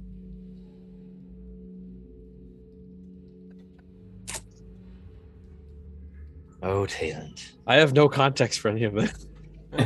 So That's I wasn't woken or told any of that. I have absolutely zero context. Taylind, I am Desfuna. Ah. And I'm Nice. Flick's Uncle Richmond. He doesn't have an uncle, Richmond, actually. His uncle's name is Scab. Oh, interesting. You said so. You do seem to know things. My mother sends her greetings to you as well. Uh-huh. So, You what can I know, do for you? As you've grown up in Marantha's temple, that Desfuna is Marantha's daughter. Ah, Oh yeah. goody. So when she says her mother, you would immediately know that is. Yeah, Marantha, I kind of your goddess. assumed Yeah. that was the case. Yeah. So, what can I do for you? Suspicious voice in my head. There's nothing you can do for me. It's what you need to do for yourself, Taylind. Oh, I do pretty all right for myself. That's debatable. Your fracture is a little bit different than the others. I'm sure you've noticed that by now. You mean in the fact that it's not physical? It is and it isn't. Ah, spoken like a deity. You bear the power of manifestation. Something both powerful and potentially dangerous. That sounds like me. When one such as you dreams, whether it be for good or for ill, those dreams can become real in various ways. What do you mean?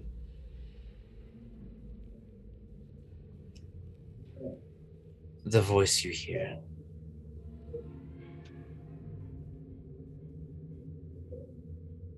You know what I speak of.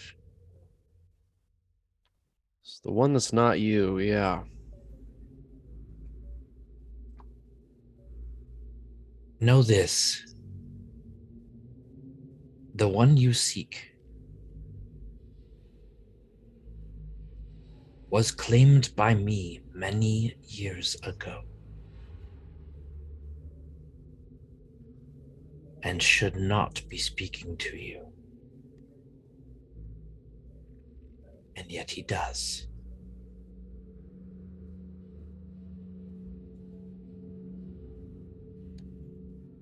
Your father is dead, Taylind, and has been a long, long time. And I know this because he rests within my embrace in the northern seas. Don't call him that.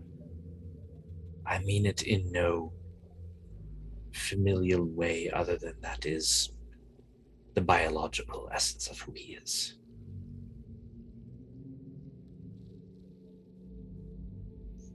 So be careful. Then who is it that was seen pulling relics from the bottom of the sea during the vision that I was shown in the tower?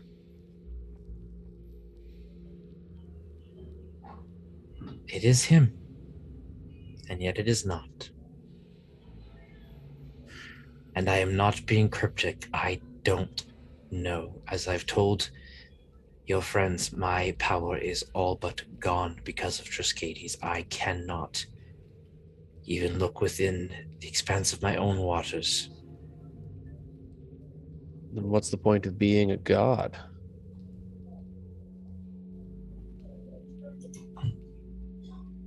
Always the skeptic, always the cynic.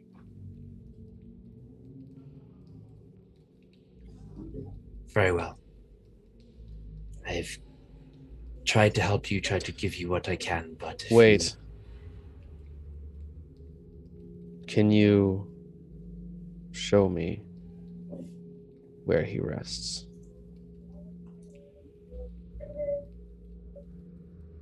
I cannot with the power that I have. Well, what can you do? Let me finish. Your friend Torque will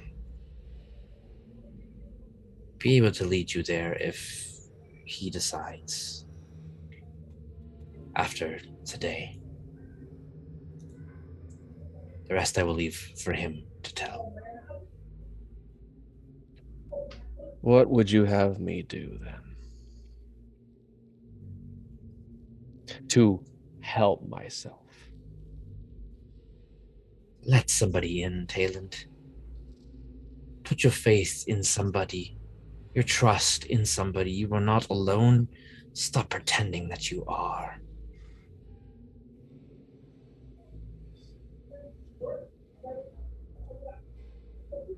Even gods need companionship.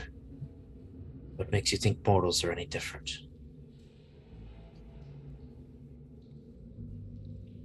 Sound a lot like the Priory. Yes, well, they served my mother, don't they? Guess you know where I get it from. Go back to sleep. Rest. I will give you freedom from nightmares and dreams for the rest of as long as I can. That is what power I will give you. You can control the waves in my dreams, but not the waves of the waking world. I'm not controlling them. I'm giving you what little I can with what little I have left. Accept it or don't, but learn to trust somebody. How is your mother?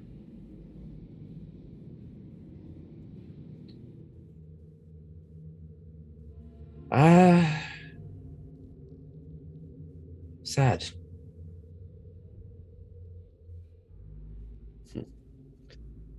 Her husband separated from her, forever trapped in his own prison over the Sea of Storms, even as he traps his quarry there, and her daughter almost lost to her. And she, beyond the veil, unable to have any impact, other than in the limited ways that they have been allowed. And is her power also weakening? Not weakening. But the other gods are always limited in what they can do. But those that serve your mother, they will be okay?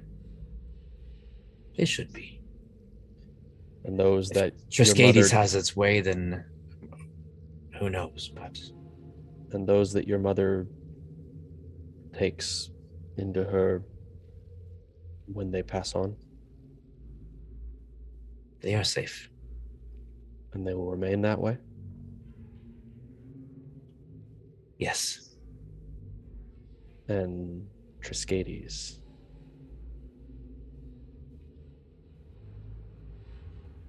If he has his way, that will change? No. What has already passed, those who are safe are still safe.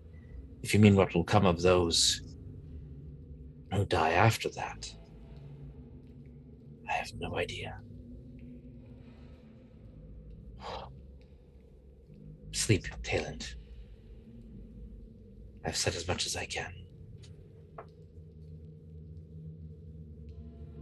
Well, that you feel a gentle weariness come over you that kind of compels you to Oh boy. This must be a dream because I'm going right to sleep immediately.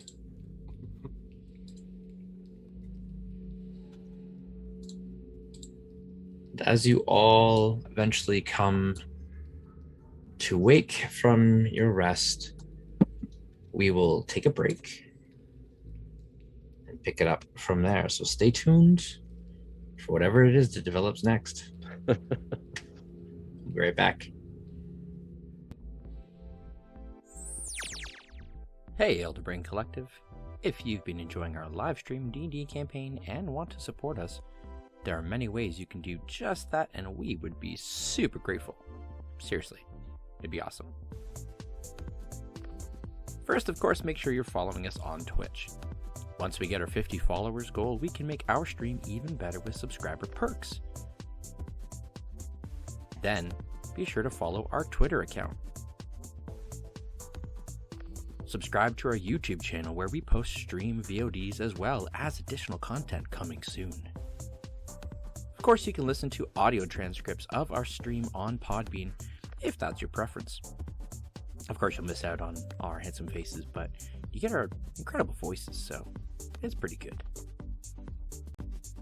You want to hang out with the collective and chat D&D and, well, everything else? Head over to our Discord server. It's open to anyone who wants to join. Finally, we've just launched our Patreon page, which is the optimum and best way to support us. That's redundant, optimum is best. Each tier gets you additional perks, including exclusive Discord emotes, monthly digital content, behind-the-scenes info and creature stats, and, for the truly faithful, you can even gain power over the PCs in-game, live on stream, and have an impact on what happens next. I think that's pretty awesome.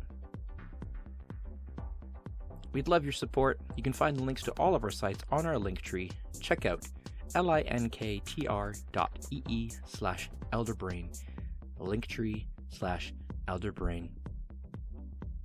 We hope to see you joining us soon as a member of the collective. Happy gaming, everyone.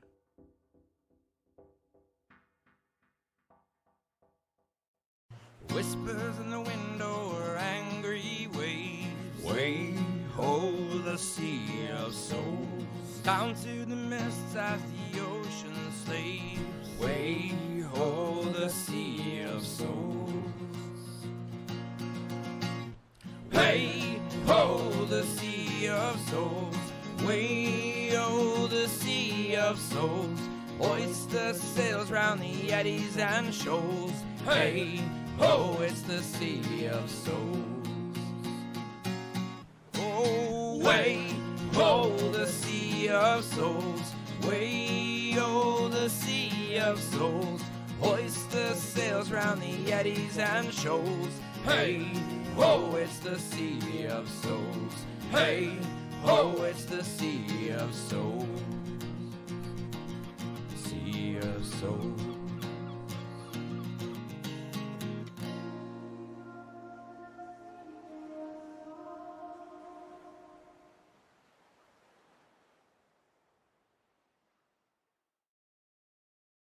Greetings, wary travelers.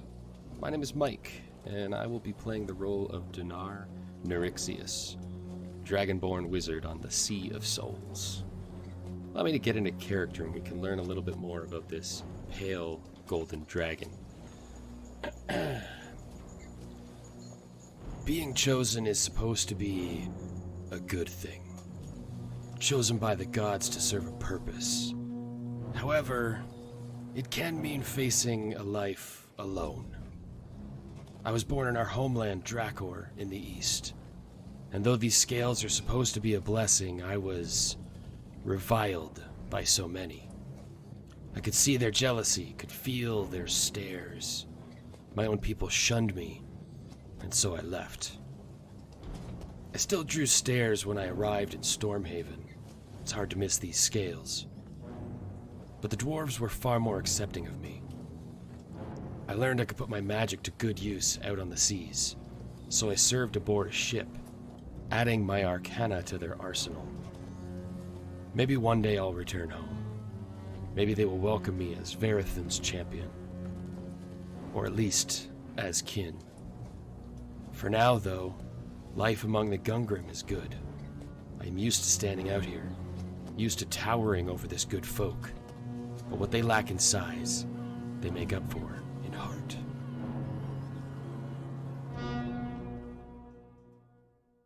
Hi, I'm Ian, and I play the goblin Flick Dogslicer, an Eldritch Knight fighter. Once upon a time, there was a goblin named Flick. That's me. He was a good egg, but as a recently emancipated man, he didn't necessarily have the finest grasp on the rules of free society, and often ended up on the wrong side of the law. So anyway, I'm in this back alley, minding my own business, rooting through the trash, when this old guy in a blue dress and a big floppy hat with stars and crap all over it comes out of nowhere screaming, "Oh my god, it's a goblin," and starts shooting fire out of his hands at me. So I shanked him. I didn't mean to kill him per se, but, heat of the moment and all that. Now even I knew how this would play out with the guard, so I'm looking for a quick escape. But this old guy didn't even have the courtesy of carrying a coin purse, just this big stupid book. So, yoink, and I beat feet to the pier and sign aboard the first ship that's looking for crew. Long story short, with enough time and patience, even a bozo like me can figure out a little magic from that big old book. I joined a good crew and enjoy my life as a seafaring mercenary, trying to keep ahead of the law and maybe make a coin or two for myself. The end. By Flick.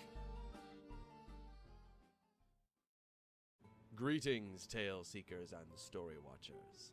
I am Devon, medieval enthusiast and D&D veteran since my 11th birthday when I received the 3rd edition starter set. Led to a bit of a collection. I will be playing the part of Taylind Wavesinger, human bard and mariner, master of the weaponized sea shanty. Oh, it'd be alright if the wind was at our sails. Taylind is a man slowly being consumed by his own faults. He drinks far too much, and has quite a ruthless disposition against those he dislikes. But he still tries to do what's right when he can. As for his goals, well, I'll let him tell you. Oh, me name is Taylind Wavesinger, and I quickly tell to you of a man that I am a-hunting across the ocean blue, with power over the sea and sky. Believe me when I say that when I finally find the bastard, it'll be his last day.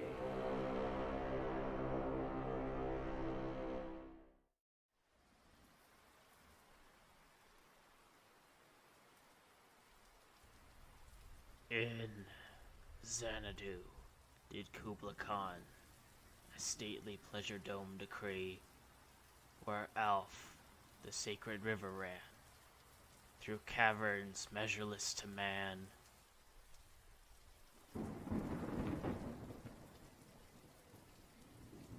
Down to a sunless sea.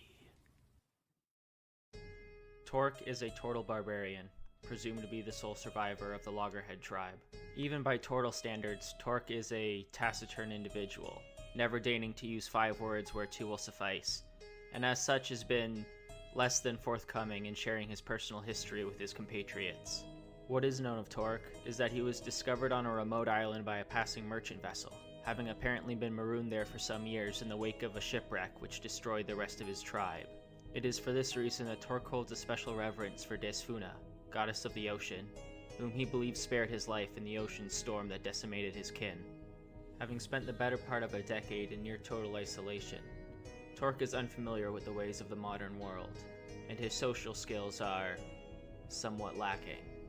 It is perhaps for this reason that he has chosen to align himself with allies who are blessed in the gift of gab, as he continues on his pilgrimage, the destination of which is unknown even to himself. Hi everyone, my name is Jack, and I am not a professional voice actor or performer by any means. However, I do have a serious passion for tabletop RPGs, and I hope that you enjoy this upcoming game as much as we're going to enjoy playing it.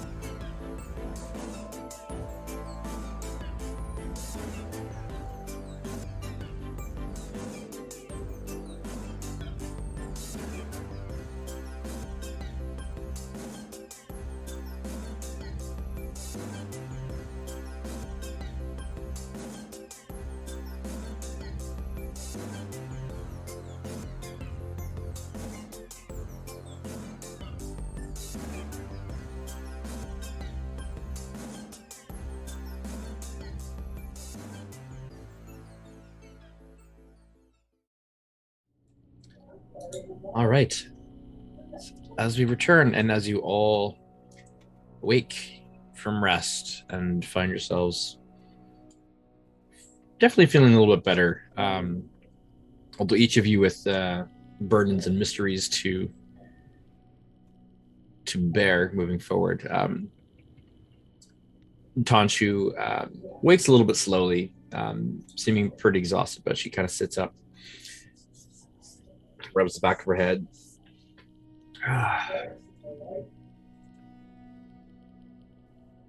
And Torque, you do notice there's a bit of a kind of a confused or deep thought look on her face as she just kind of goes, huh. Is everything all right?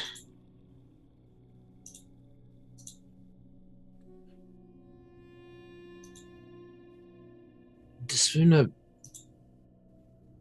feels different.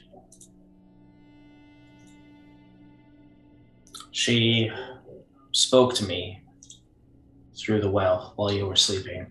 Oh, she got you too, did she? Yes, and she explained the situation to me all too clearly. Did you buy it? I did, yes. You didn't agree to any bargains, did you? Not a bargain. Okay, good. Phew. So you have read a fairy tale at some point in your life, right? Like strange women lying in wells distributing gifts. There's no basis for overthrowing a government. That's all I'm saying. Oh, thank you, Ian. How long have you been sitting on that? Thank you for the Monty Python quote. Indirect. It came to me over the break, I gotta say. Love it. One of my favorite movies of all time. So thank you. Appreciate that. Holy Grail, for those of you who need to know, Monty Python Holy Grail, go watch it. Amazing. Not sponsored. Anywho. Anshu sort of says, hold on. Bargain, talk, what is going on? Well, I feel great. How about the rest of you? I haven't slept like that since I was a child. Priestess Tanshu, this may be difficult to absorb, but when Despuna spoke to me, she told me some alarming news. Triskades she talked to you too, eh? Apparently, the entity known as Triskades is attempting to wrestle control of her domain away from her. And what's more is that he is winning. What little power Desfuna has left, she's had to squirrel away so as to prevent herself from facing utter annihilation.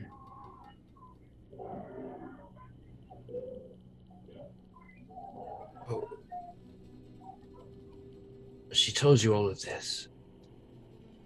I feel her closer here. I was assuming that's why she led us down here, was to find a way to speak to her. She wanted you to conserve your strength. You've been through a lot.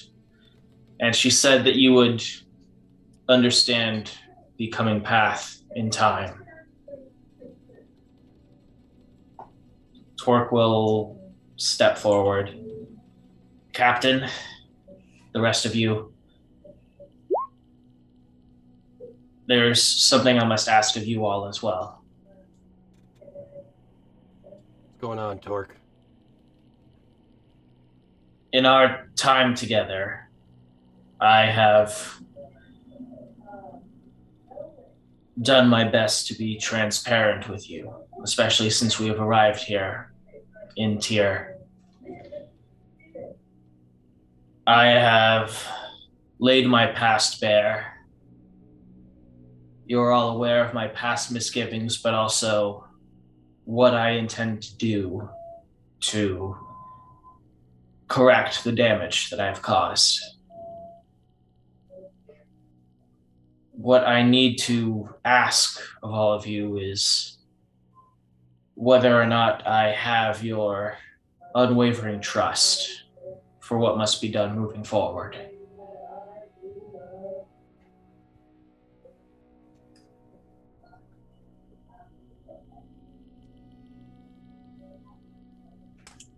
I mean, yeah. You haven't given us any reason to question you, so...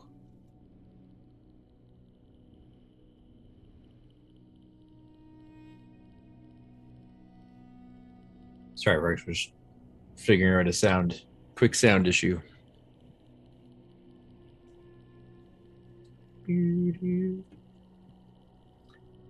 Astro drops a bomb and leaves. Sorry for that. So, am I to understand that I have all of your trust? You got mine.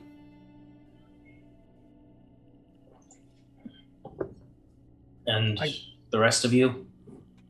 Taylind, Flick, Serena? Yo. You know I got your back, little guy. Torque will look to Serena. Serena kind of looks at you. Doesn't say anything for a second, just kind of a deep stare, and then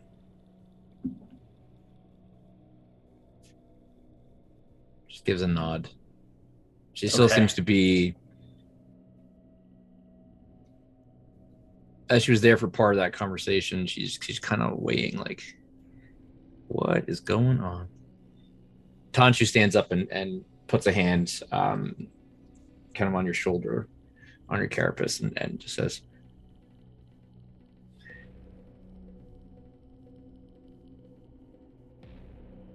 I said that just soon I had plans for you.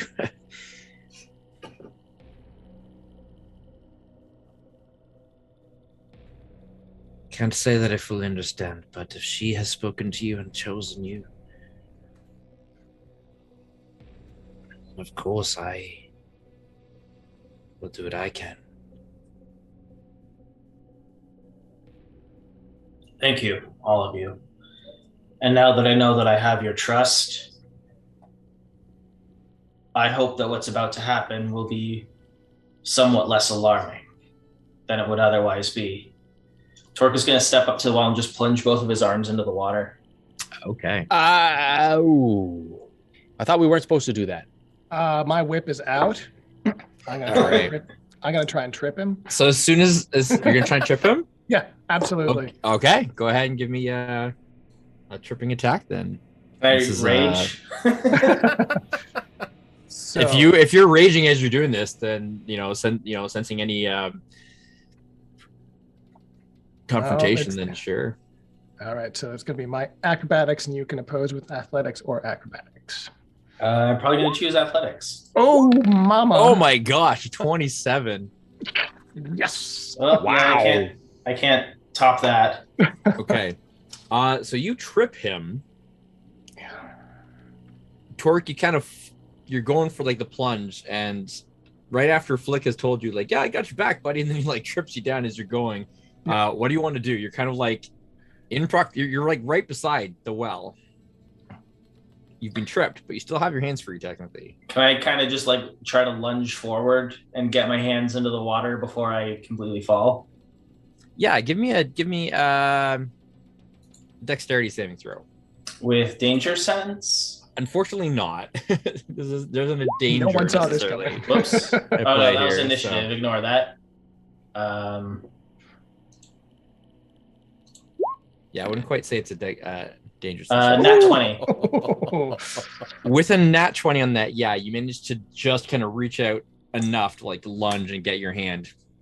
And really, like, all it takes is like you get your fingers in, and it's enough. As you all watch as Torque just kind of like he puts his finger into the pool, and there's almost like a sound of kind of like a water drop that just kind of comes out of nowhere. Exactly.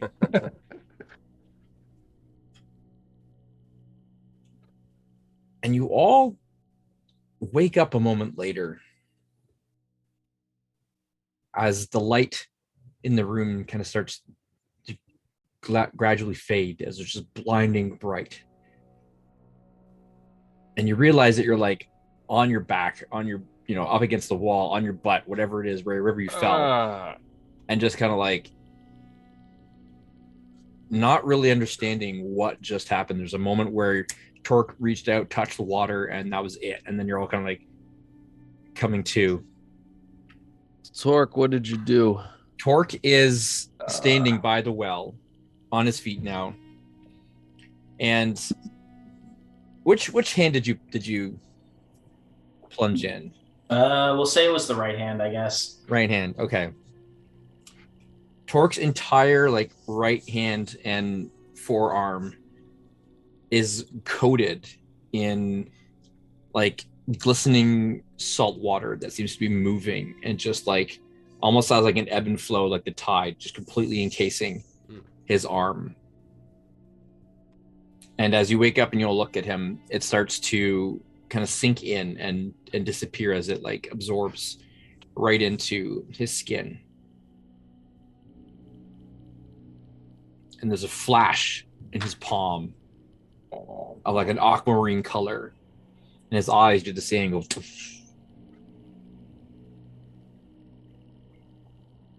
And then it's gone. Torque, the only thing that really changes for you at the moment, other than that transition, that absorption of it, is that whatever sense that you had always carried with you of, that voice of Desfun in the back of your head, just kind of always there, is completely gone. And you instinctively know in that moment that for all intents and purposes, Desfuna is dead. Torque will close his eyes and silently just utter one last prayer. I am the rising tide. I am the crashing wave. My heart is yours. My will is yours. And then he'll just immediately whip around and shoot a glare to Flick and say, what was that about you having my back? Yeah, stopping you from doing stupid things. Come on, buddy. What are you doing?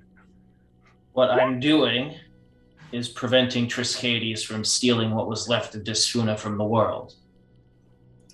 How? I don't fully understand it myself, but what little power she had left now resides in me. Does that make you a god? Demigod? I'm not sure what it makes wait, me. wait. Does that mean that she's like gone? Isn't that You hear, before Torque can answer, you hear Tanchu go, yes.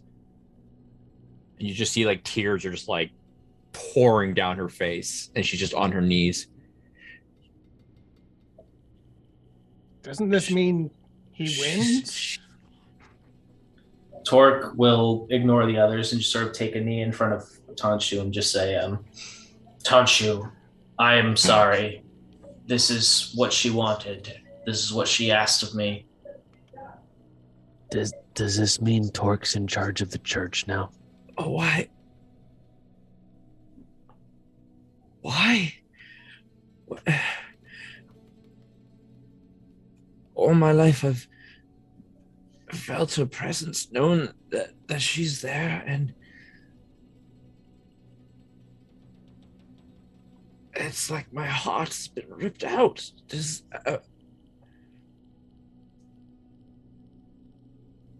I have to trust her still, but As gingerly as he can, with his huge leathery clawed hands, Torque will just sort of reach out and rest her hand on his and say, you may not be able to hear her voice anymore, but her will remains. Her intent remains with us. We will make sure that what she has sacrificed for us will not be in vain.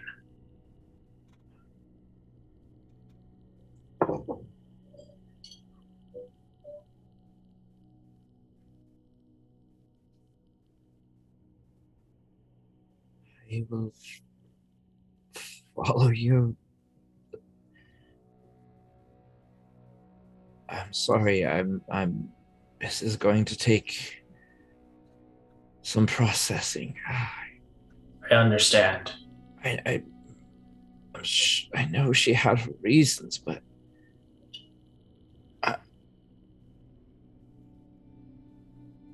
I'm sorry. She just kind of sits. She sits back down on the bench and she just kind of like very gently, just kind of like not like pushes you away, but just like give me some space, kind of. And she just kind of sits and just kind of puts her arms like around herself and just back off and just kind of. We'll just take a step back and just. I'm sorry it had to be this way. And then he'll return to the others.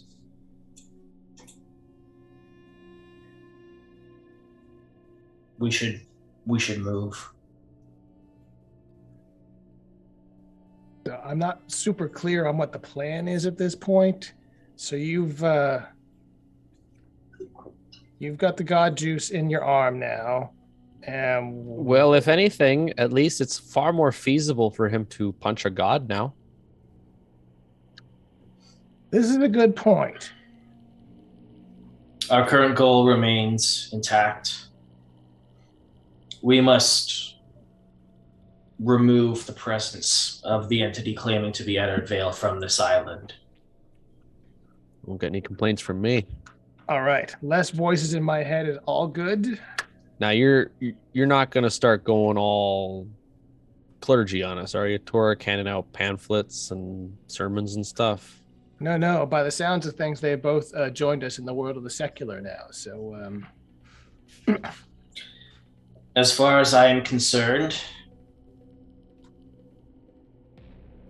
the teachings of Desuna and what she would want of her followers have not changed. Neither have I. I have always been a vessel of her will. The only difference now is that that description is slightly more literal than it was before. Does that also mean you now have a giant target on your head for Triskades? Most likely, yes. Great. Oh, come on. We already tickled the guy. Like, it's not like we didn't have that target already. Yeah, I don't think it's the same thing, Flick. No, definitely a higher pay scale now. That's all right. Let's go do this thing. Do you have any cool new powers? Anything we should be made aware of? Yes, I can read your thoughts. Oh, I pity you so much. Everyone, try and take a guess as to who Taylind is imagining naked right now. I promise it's not himself. Listen, I know you're all curious, but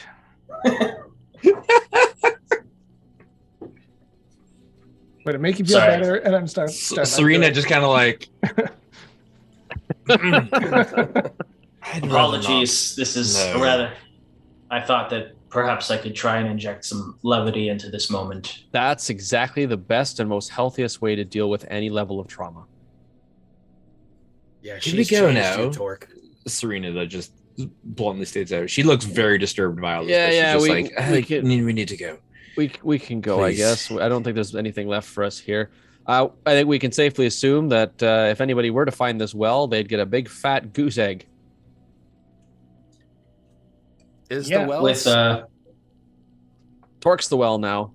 Well, is the well still full? Like, am I still getting similar kind of vibes off of it, or is it changed now? You give me an Arcana check. There's still something about it. Like, it was more or less just a conduit, right? So I believe so. Yeah.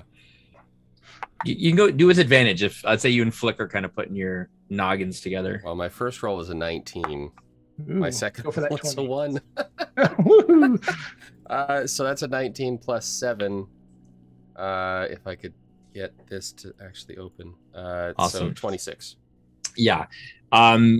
Your understanding, the well itself, like Desuna wasn't inhabiting the well. It really was because of its concentration of power of magic, that it allowed her to use this to kind of break through that barrier that Triskades was putting in place. Like, Triskades was basically consuming her power, and she managed to use this.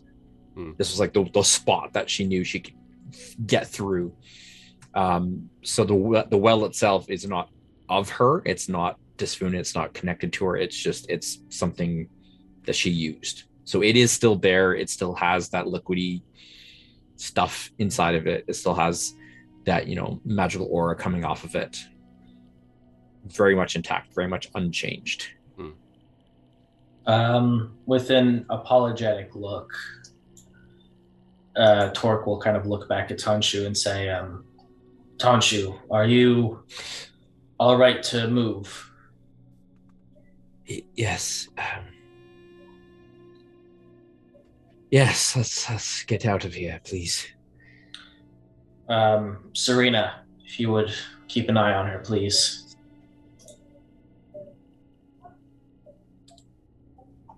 Serena nods, but there's a reluctance to it as well. And you can see as she moves over to Tonshu, there's still that kind of doesn't quite make eye contact. She seems to be kind of keeping her head almost trying to hide her face without trying to hide her face from Tonshu. Well, internally, Torque is just going to think, well, Disfuna never said that this would make me popular. But then again, what else is new? All right, so exiting out, there's essentially a couple ways you can proceed. Moving back up to the ruins above, if you recall, there were several exits/entrances. You can take the way up into Hightown. You can go back the way that you came out into the forest, or you can follow the river, which would eventually lead to the underwater caves underneath the harbor. Keeping in mind that your boat is in the shallows. I think taking the route that gets us back to the boat would be the one that makes the most sense. Okay. Our plan is to just leave. We're not... I don't think Vale's here, is he? Not to the best of our knowledge. We'd have to go back up and go likely the way that Serena came down to the cave, which is back towards Hightown. Well, that would get back to Hightown, but if you want to get back to your ship, our ship in the shallows, I believe the way you came in would be... There's a lot of heat in Hightown the way that I came from. Let's just mention... I did mention that, I believe. Is that... Well, I mean, surely we're not just going to be walking through his front door, right? That would probably not be well advised, no. Is it blasphemous if I were to suggest that perhaps we use Torque's new holiness to recruit a holy army of crusaders and have them charge the manor? I'm not sure how viable that might be. He kind of gives a look back to Tonshu. Look at how she's responded, and she was here to receive context for what happened. If we go around telling the followers of Disfuna that I essentially ate their god, I feel like that would probably not hold that thought. Lore building question, Craig. The concept of deities in two factors, one being their strength is proportional to the worshippers, and two, the idea of a chosen. Are those two things in Eudora? Right. Are we operating on Discworld rules or American Gods rules? So their power is not necessarily dependent on worshippers. I would say for you, having grown up in Wasteland Temple, you know that there is a veil surrounding Eudora that was placed there, not by the gods, but basically by their god. preventing the elder gods from having more significant access and influence on the world. They can influence it through their followers. They can influence it in certain ways, but it takes a tremendous amount of power. The lesser gods like Desfuna, who are actually able to enter the material plane, kind of plane hop as it were, can have a little bit more power. Essentially, the gods are all connected to domains, and that's sort of where their power lies in. There is a relationship, obviously, between worshippers and influence. The more worshippers doesn't necessarily make the gods more powerful, but it allows them to, if they have more worshippers, more followers, then they have more people to connect with, like to channel their power through, essentially. As far as chosen, that is a concept that exists. That is something that is said to happen from time to time, that gods occasionally do choose a champion, choose a chosen. There are gods that have been known to have avatars specifically in the world.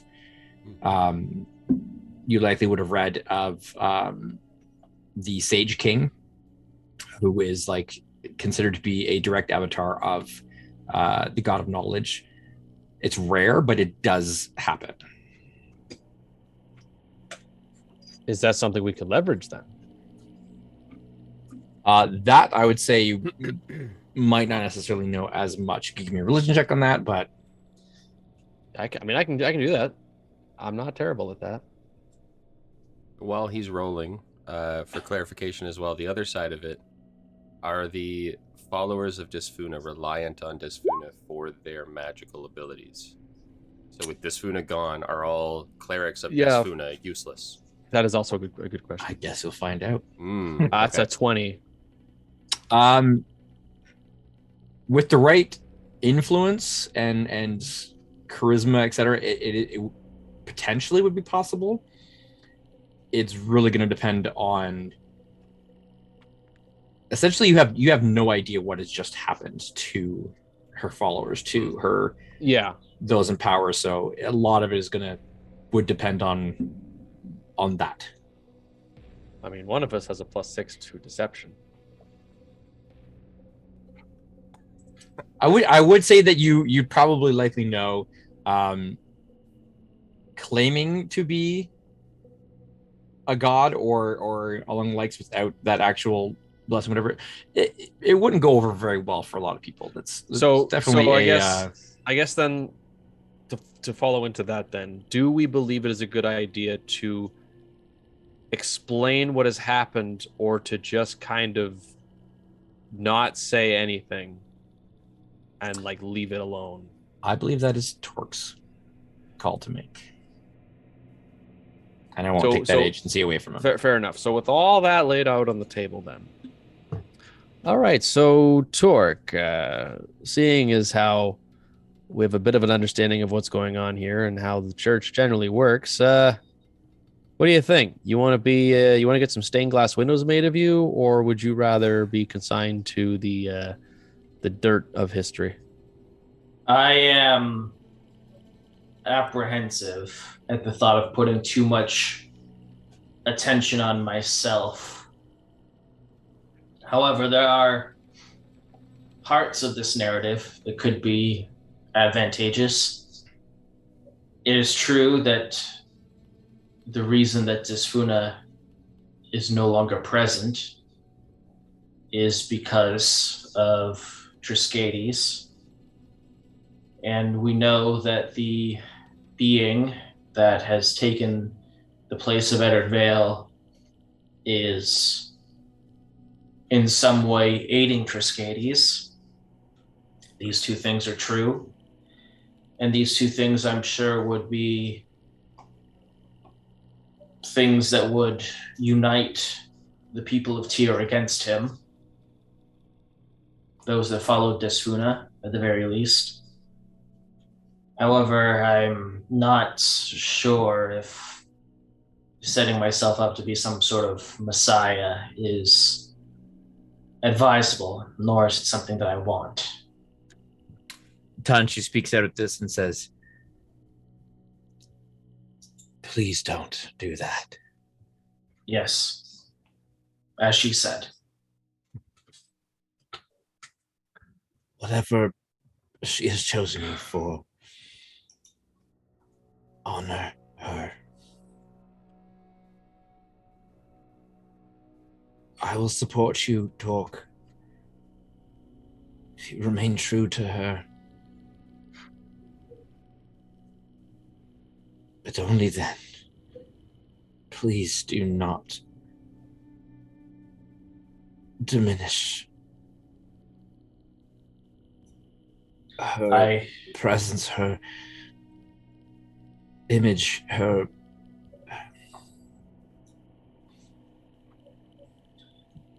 I have no intention of doing any such thing. You have nothing to worry about on that end. Good.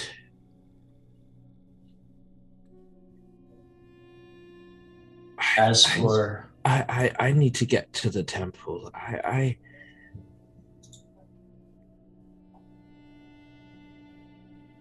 need to see what has happened. What all right, to that end, am I wrong in thinking that we are certainly currently in the heart of the operation and we could get to Vale from here real easy, and if we leave, then we have to come back through the hard way? That was my concern. We're already here. So how's this sound for a plan? The four of us able-bodied fighters go and kick his ass. Serena can take the Tonshu to the ship and meet us back in the harbor, and we can all have beers on the ship when we're all done. This sounds like a good plan. I'm sorry, I can't do that, Flick, Serena says. Oh, come on, lady. You're busting my balls here. Can you tell us why? I told you a bit, Talk. I need to see Vale myself. Right. This is true. Confront him. Aye. Let's get Tonshu back to the ship. We can give orders to the rest of the crew from there to get her back to the temple.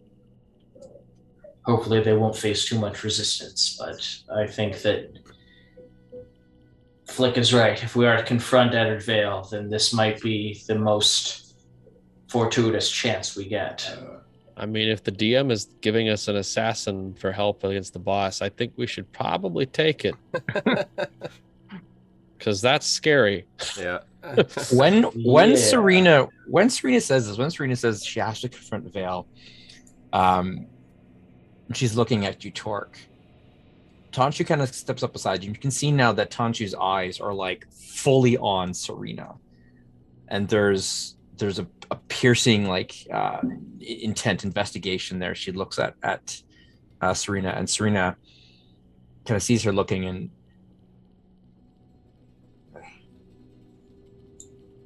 well, I don't think I need to roll insight to know what's going on here.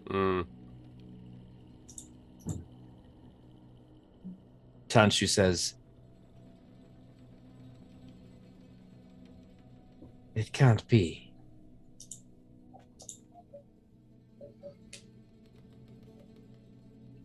Torque is just going to look over at Serena very apologetically, like, I shouldn't have said your name out loud. I am very sorry. I know your face, but it is different.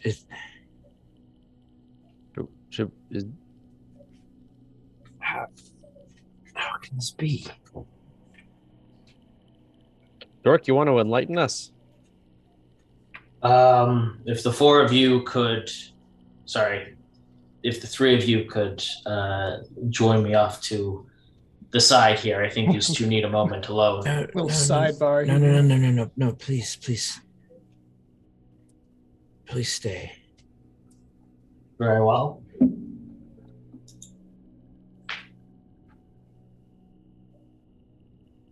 Okay. Serena, is it? Would you take off your hood?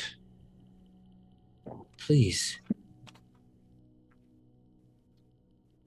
Popcorn flick. You see Serena just kind of like Seriously.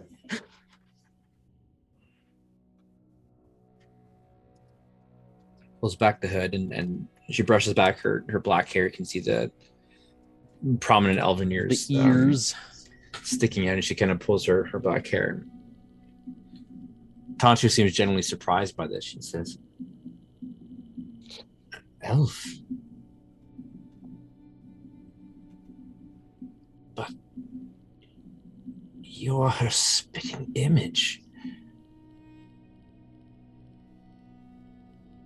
I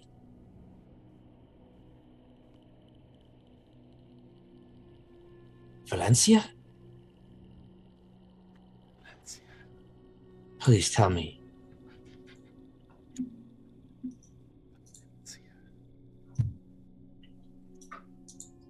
Serena just kind of looks at her and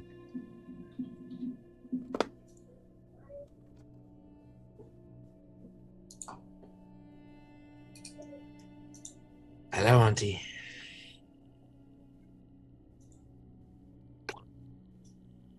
Aha! Auntie, so she's Eddard's sister?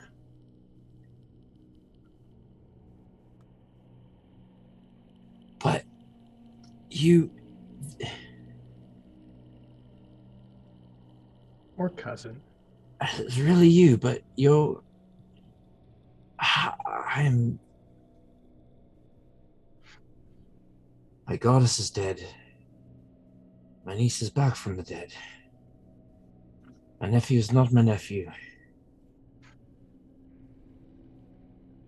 You're having a day. Oh man, I'm just What in tempted the to hell just is talk this going family tree on? with these guys at this point. I feel like this is probably just like another day for you with your family, right? Oh, absolutely. Serena kind of looks at all of you, and you see now, so Torque, you saw a little bit of this, like she is visibly shaken, like that solid, cocksure, like, persona that she carries with her all the time. It's just a lot gone. to process all around, yeah. And she's just kind of like visibly shaking, and for the briefest moment she seems, there's this picture of not this deadly elven assassin, but more of like a young girl, as she just kind of, as she holds herself, and there's a bit of a trembling in her lip as well. And I guess I have some explaining to do. That is exactly what my cousin Scurf said when he turned up 3 weeks later. I'll tell you the story on our way out of here. She reaches up to her ears and with like great effort, you see her kind of like pull the tips off, revealing that she is not an elf. Her ears are very much human. That is the most surprising thing I've seen all day, and that's saying something. I'm more shocked by that than by learning that a god has died and is now inside Torque. That's less surprising. There's a lot to take in here, Serena. What is your relation to Eddard? Real name was Valencia Vale. Eddard is my brother.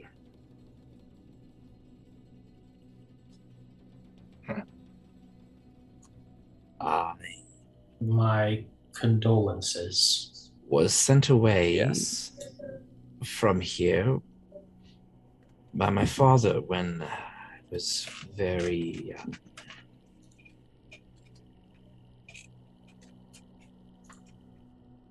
as a failsafe, as it were. And he knows our family has always had enemies.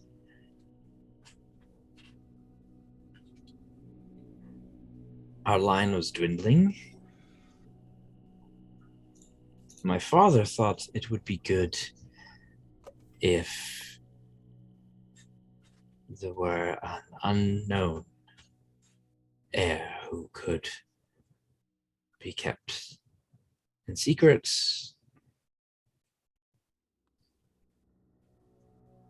I put that all behind me the first chance that I could. Tried to make a life for myself, a name for myself, and I've done that.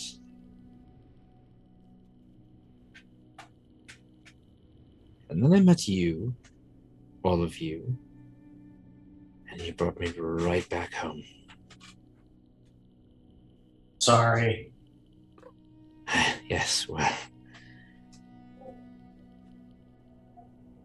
I mean, I serve the goddess of fate, so can't say I'm surprised.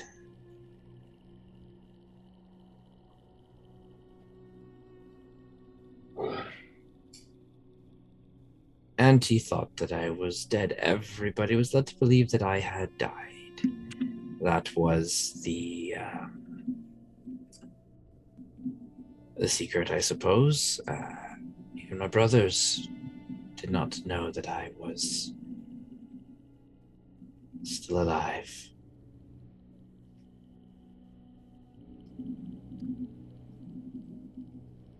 Well, family reunions and all.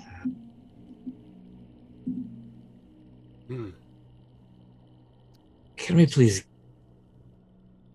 get out of here? I need some air. Yeah, I'm getting pretty sick of being in the same four walls myself. It's been a lot happen in this one room. Life's weird. Okay, so are we just going back to the ship then? Well, we gotta If get Tenshu out of here. If I may, I would understand if you all didn't have much trust for me at the moment, given the guys that I've kept hidden. Oh, don't worry, I didn't have much to begin with, so Fair enough. I was in Hightown. I saw a little bit of what this bastard incarnation of my brother has done. I would not advise running right into his open arms. It is a death wish. Then what would you have us do? I mean, we have a literal demigod with us right now. Well, we'll see about that, but let's get to the ship, maybe? Let's take a moment to breathe and...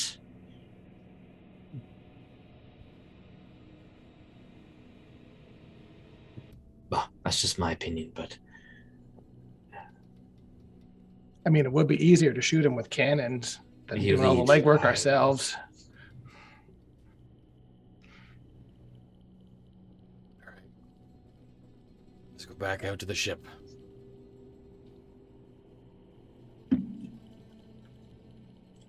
All right, then, Captain.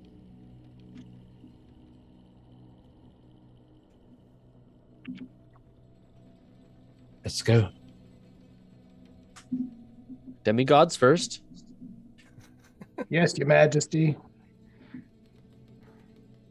Tanchu's face is just almost like blank at this point where she's gone past that point of like surprise and we're just like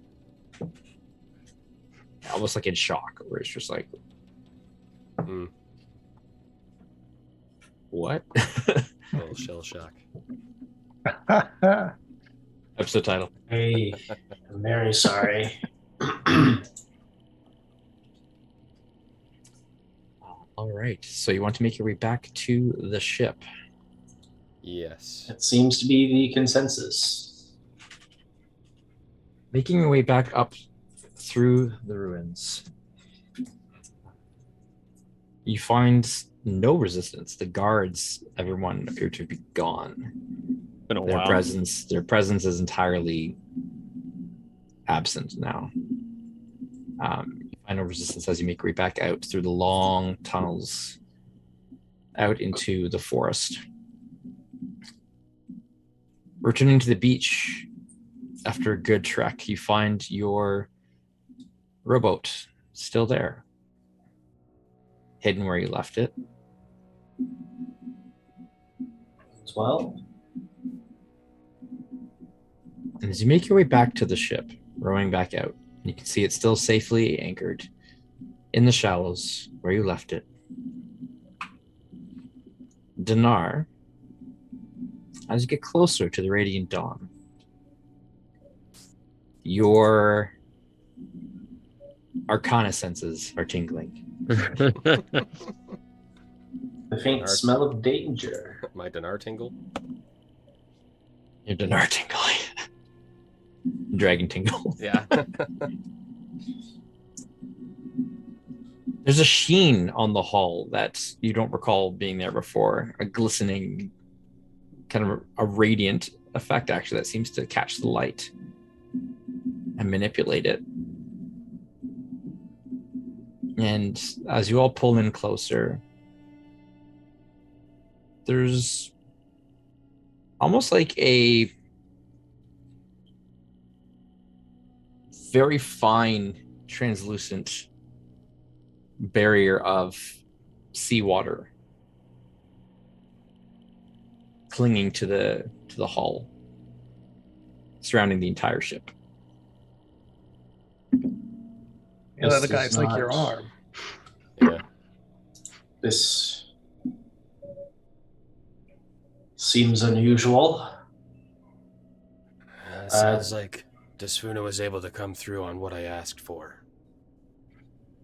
And what did you ask her? I asked for protection from the black goo stuff in the seas. Huh. Already lost one ship to it. Figured if she can offer us anything, it's worth the ask. Did anyone else make a request of her? I just got a freebie. Yeah, she wanted to take my shield away. I said no. Because ladies in Wells seems a little funny to me.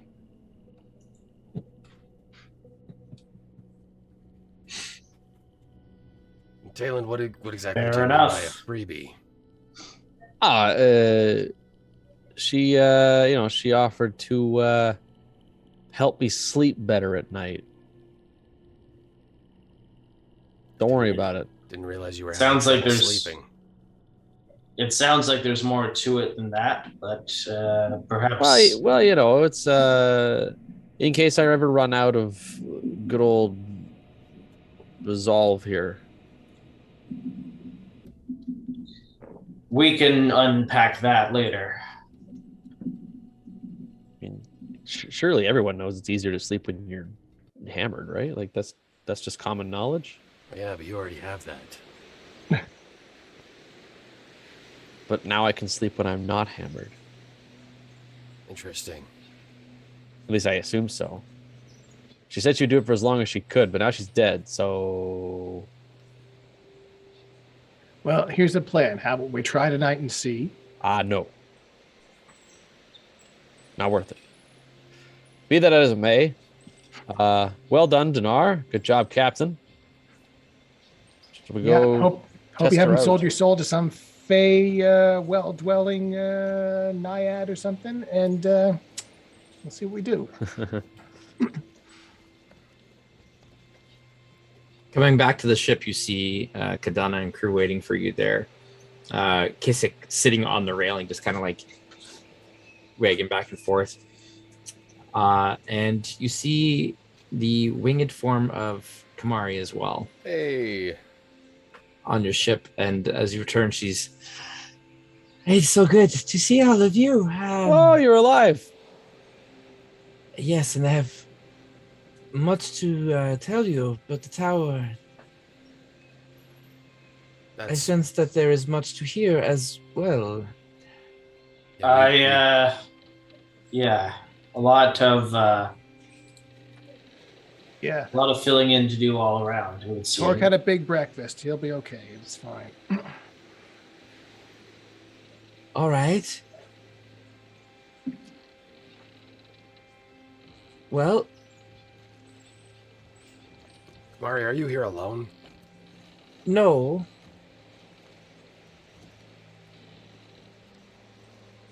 Who else came with you? There are 6 of us Are they all from the tower. Are they all mages like you? No. We are members of, I suppose you could call it the resistance, the faithful to the true spire who managed to escape. Like I said, we have much to talk about, Yeah. but I sense that perhaps the moment is not the time, as you all look exhausted. We've had quite an ordeal underground. Would you like some food? We have prepared a lot. There's Yes. we eat, and we can talk. Yeah, we can eat Yes. and talk, and we can grab the salvage that's over here as well, so we can get a little coin when we get back to Val. Or to Deer. To Val. Yes, your crew were mentioning something about that. I spent some time divining in the area to see if there was any threats. The waters seem pretty safe here.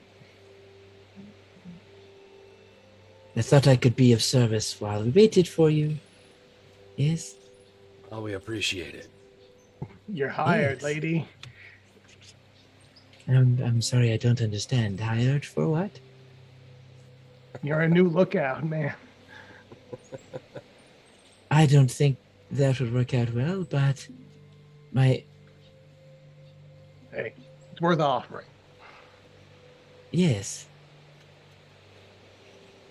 Well, this is awkward. I feel that there is much depth to what has transpired. And you all have very heavy faces. I don't mean physically, but I mean there is sorrow. I will not intrude right now. I'll give you a space. Perhaps I shall look out, as you suggested, Flick. We will talk later? Yes? All right. And she busts out her wings and actually flies up to the Flick's nest and just kind of sits I'll go full hang on out with her up owl-like there. and just like perches up there and like looks around. I'll show her the mages. ropes, like literally, and say, all right. So as you returned to the ship with heavy weights and reacquaintances, both old and new, that is where we will end tonight's session. But as we do, you may all gain a level. Hey. Oh. Well. For the depth of story and role play that has transpired. Level 9. Oh, It's boy. a rock and roll away. So if you guys want to roll HP, we could do that Yeah. Okay. now, and then proceed with. I want somebody else Excuse who me. can guarantee On that. me a 6 to roll my HP. Don't forget you can re-roll ones. I Reroll follow that ones. rule. So if you Then roll we a add one our on your Constitution bonus. correctamundo. All right. Who wants to go first? I will go first with my physical dice. That's a 3. So I get a total of 6 hit points. Hey, for a wizard, that's massive. Not bad, man. not It bad. is, yeah. That's All big right. for a wizard. Hey. And he got his head chopped off and he spoiled his constitution. Away, all away. I will be taking another level of fighter. Amazing. No more wizard for you? This is the last level of fighter. This gets Yeah, me a there we feat. go. That's Yes. Mm-hmm. because this is fighter 8 for me. So that's not great, but you know what? I don't get hit anyway. That's the The only hit point that counts is the last one. That's right. I guess I'll go then. All right. Yeah, that's on par for Jack. Wow. 8, 9, 10, 11. Okay. Yeah, no, that's reasonable. That's on par for Torque. 8 plus 3. Man. He's got God hit points now. Yeah.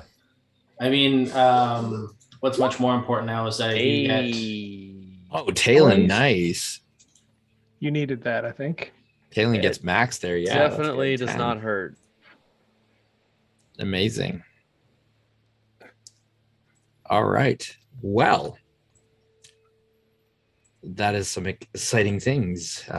It's not every day that a deity dies. Yeah. Well, I mean, in D&D, I guess it happens more Mhm. often than you would think. But Yeah, fair point. Yeah. we'll see what happens next. As we're not quite through this arc, but I guess we turn a bit of a corner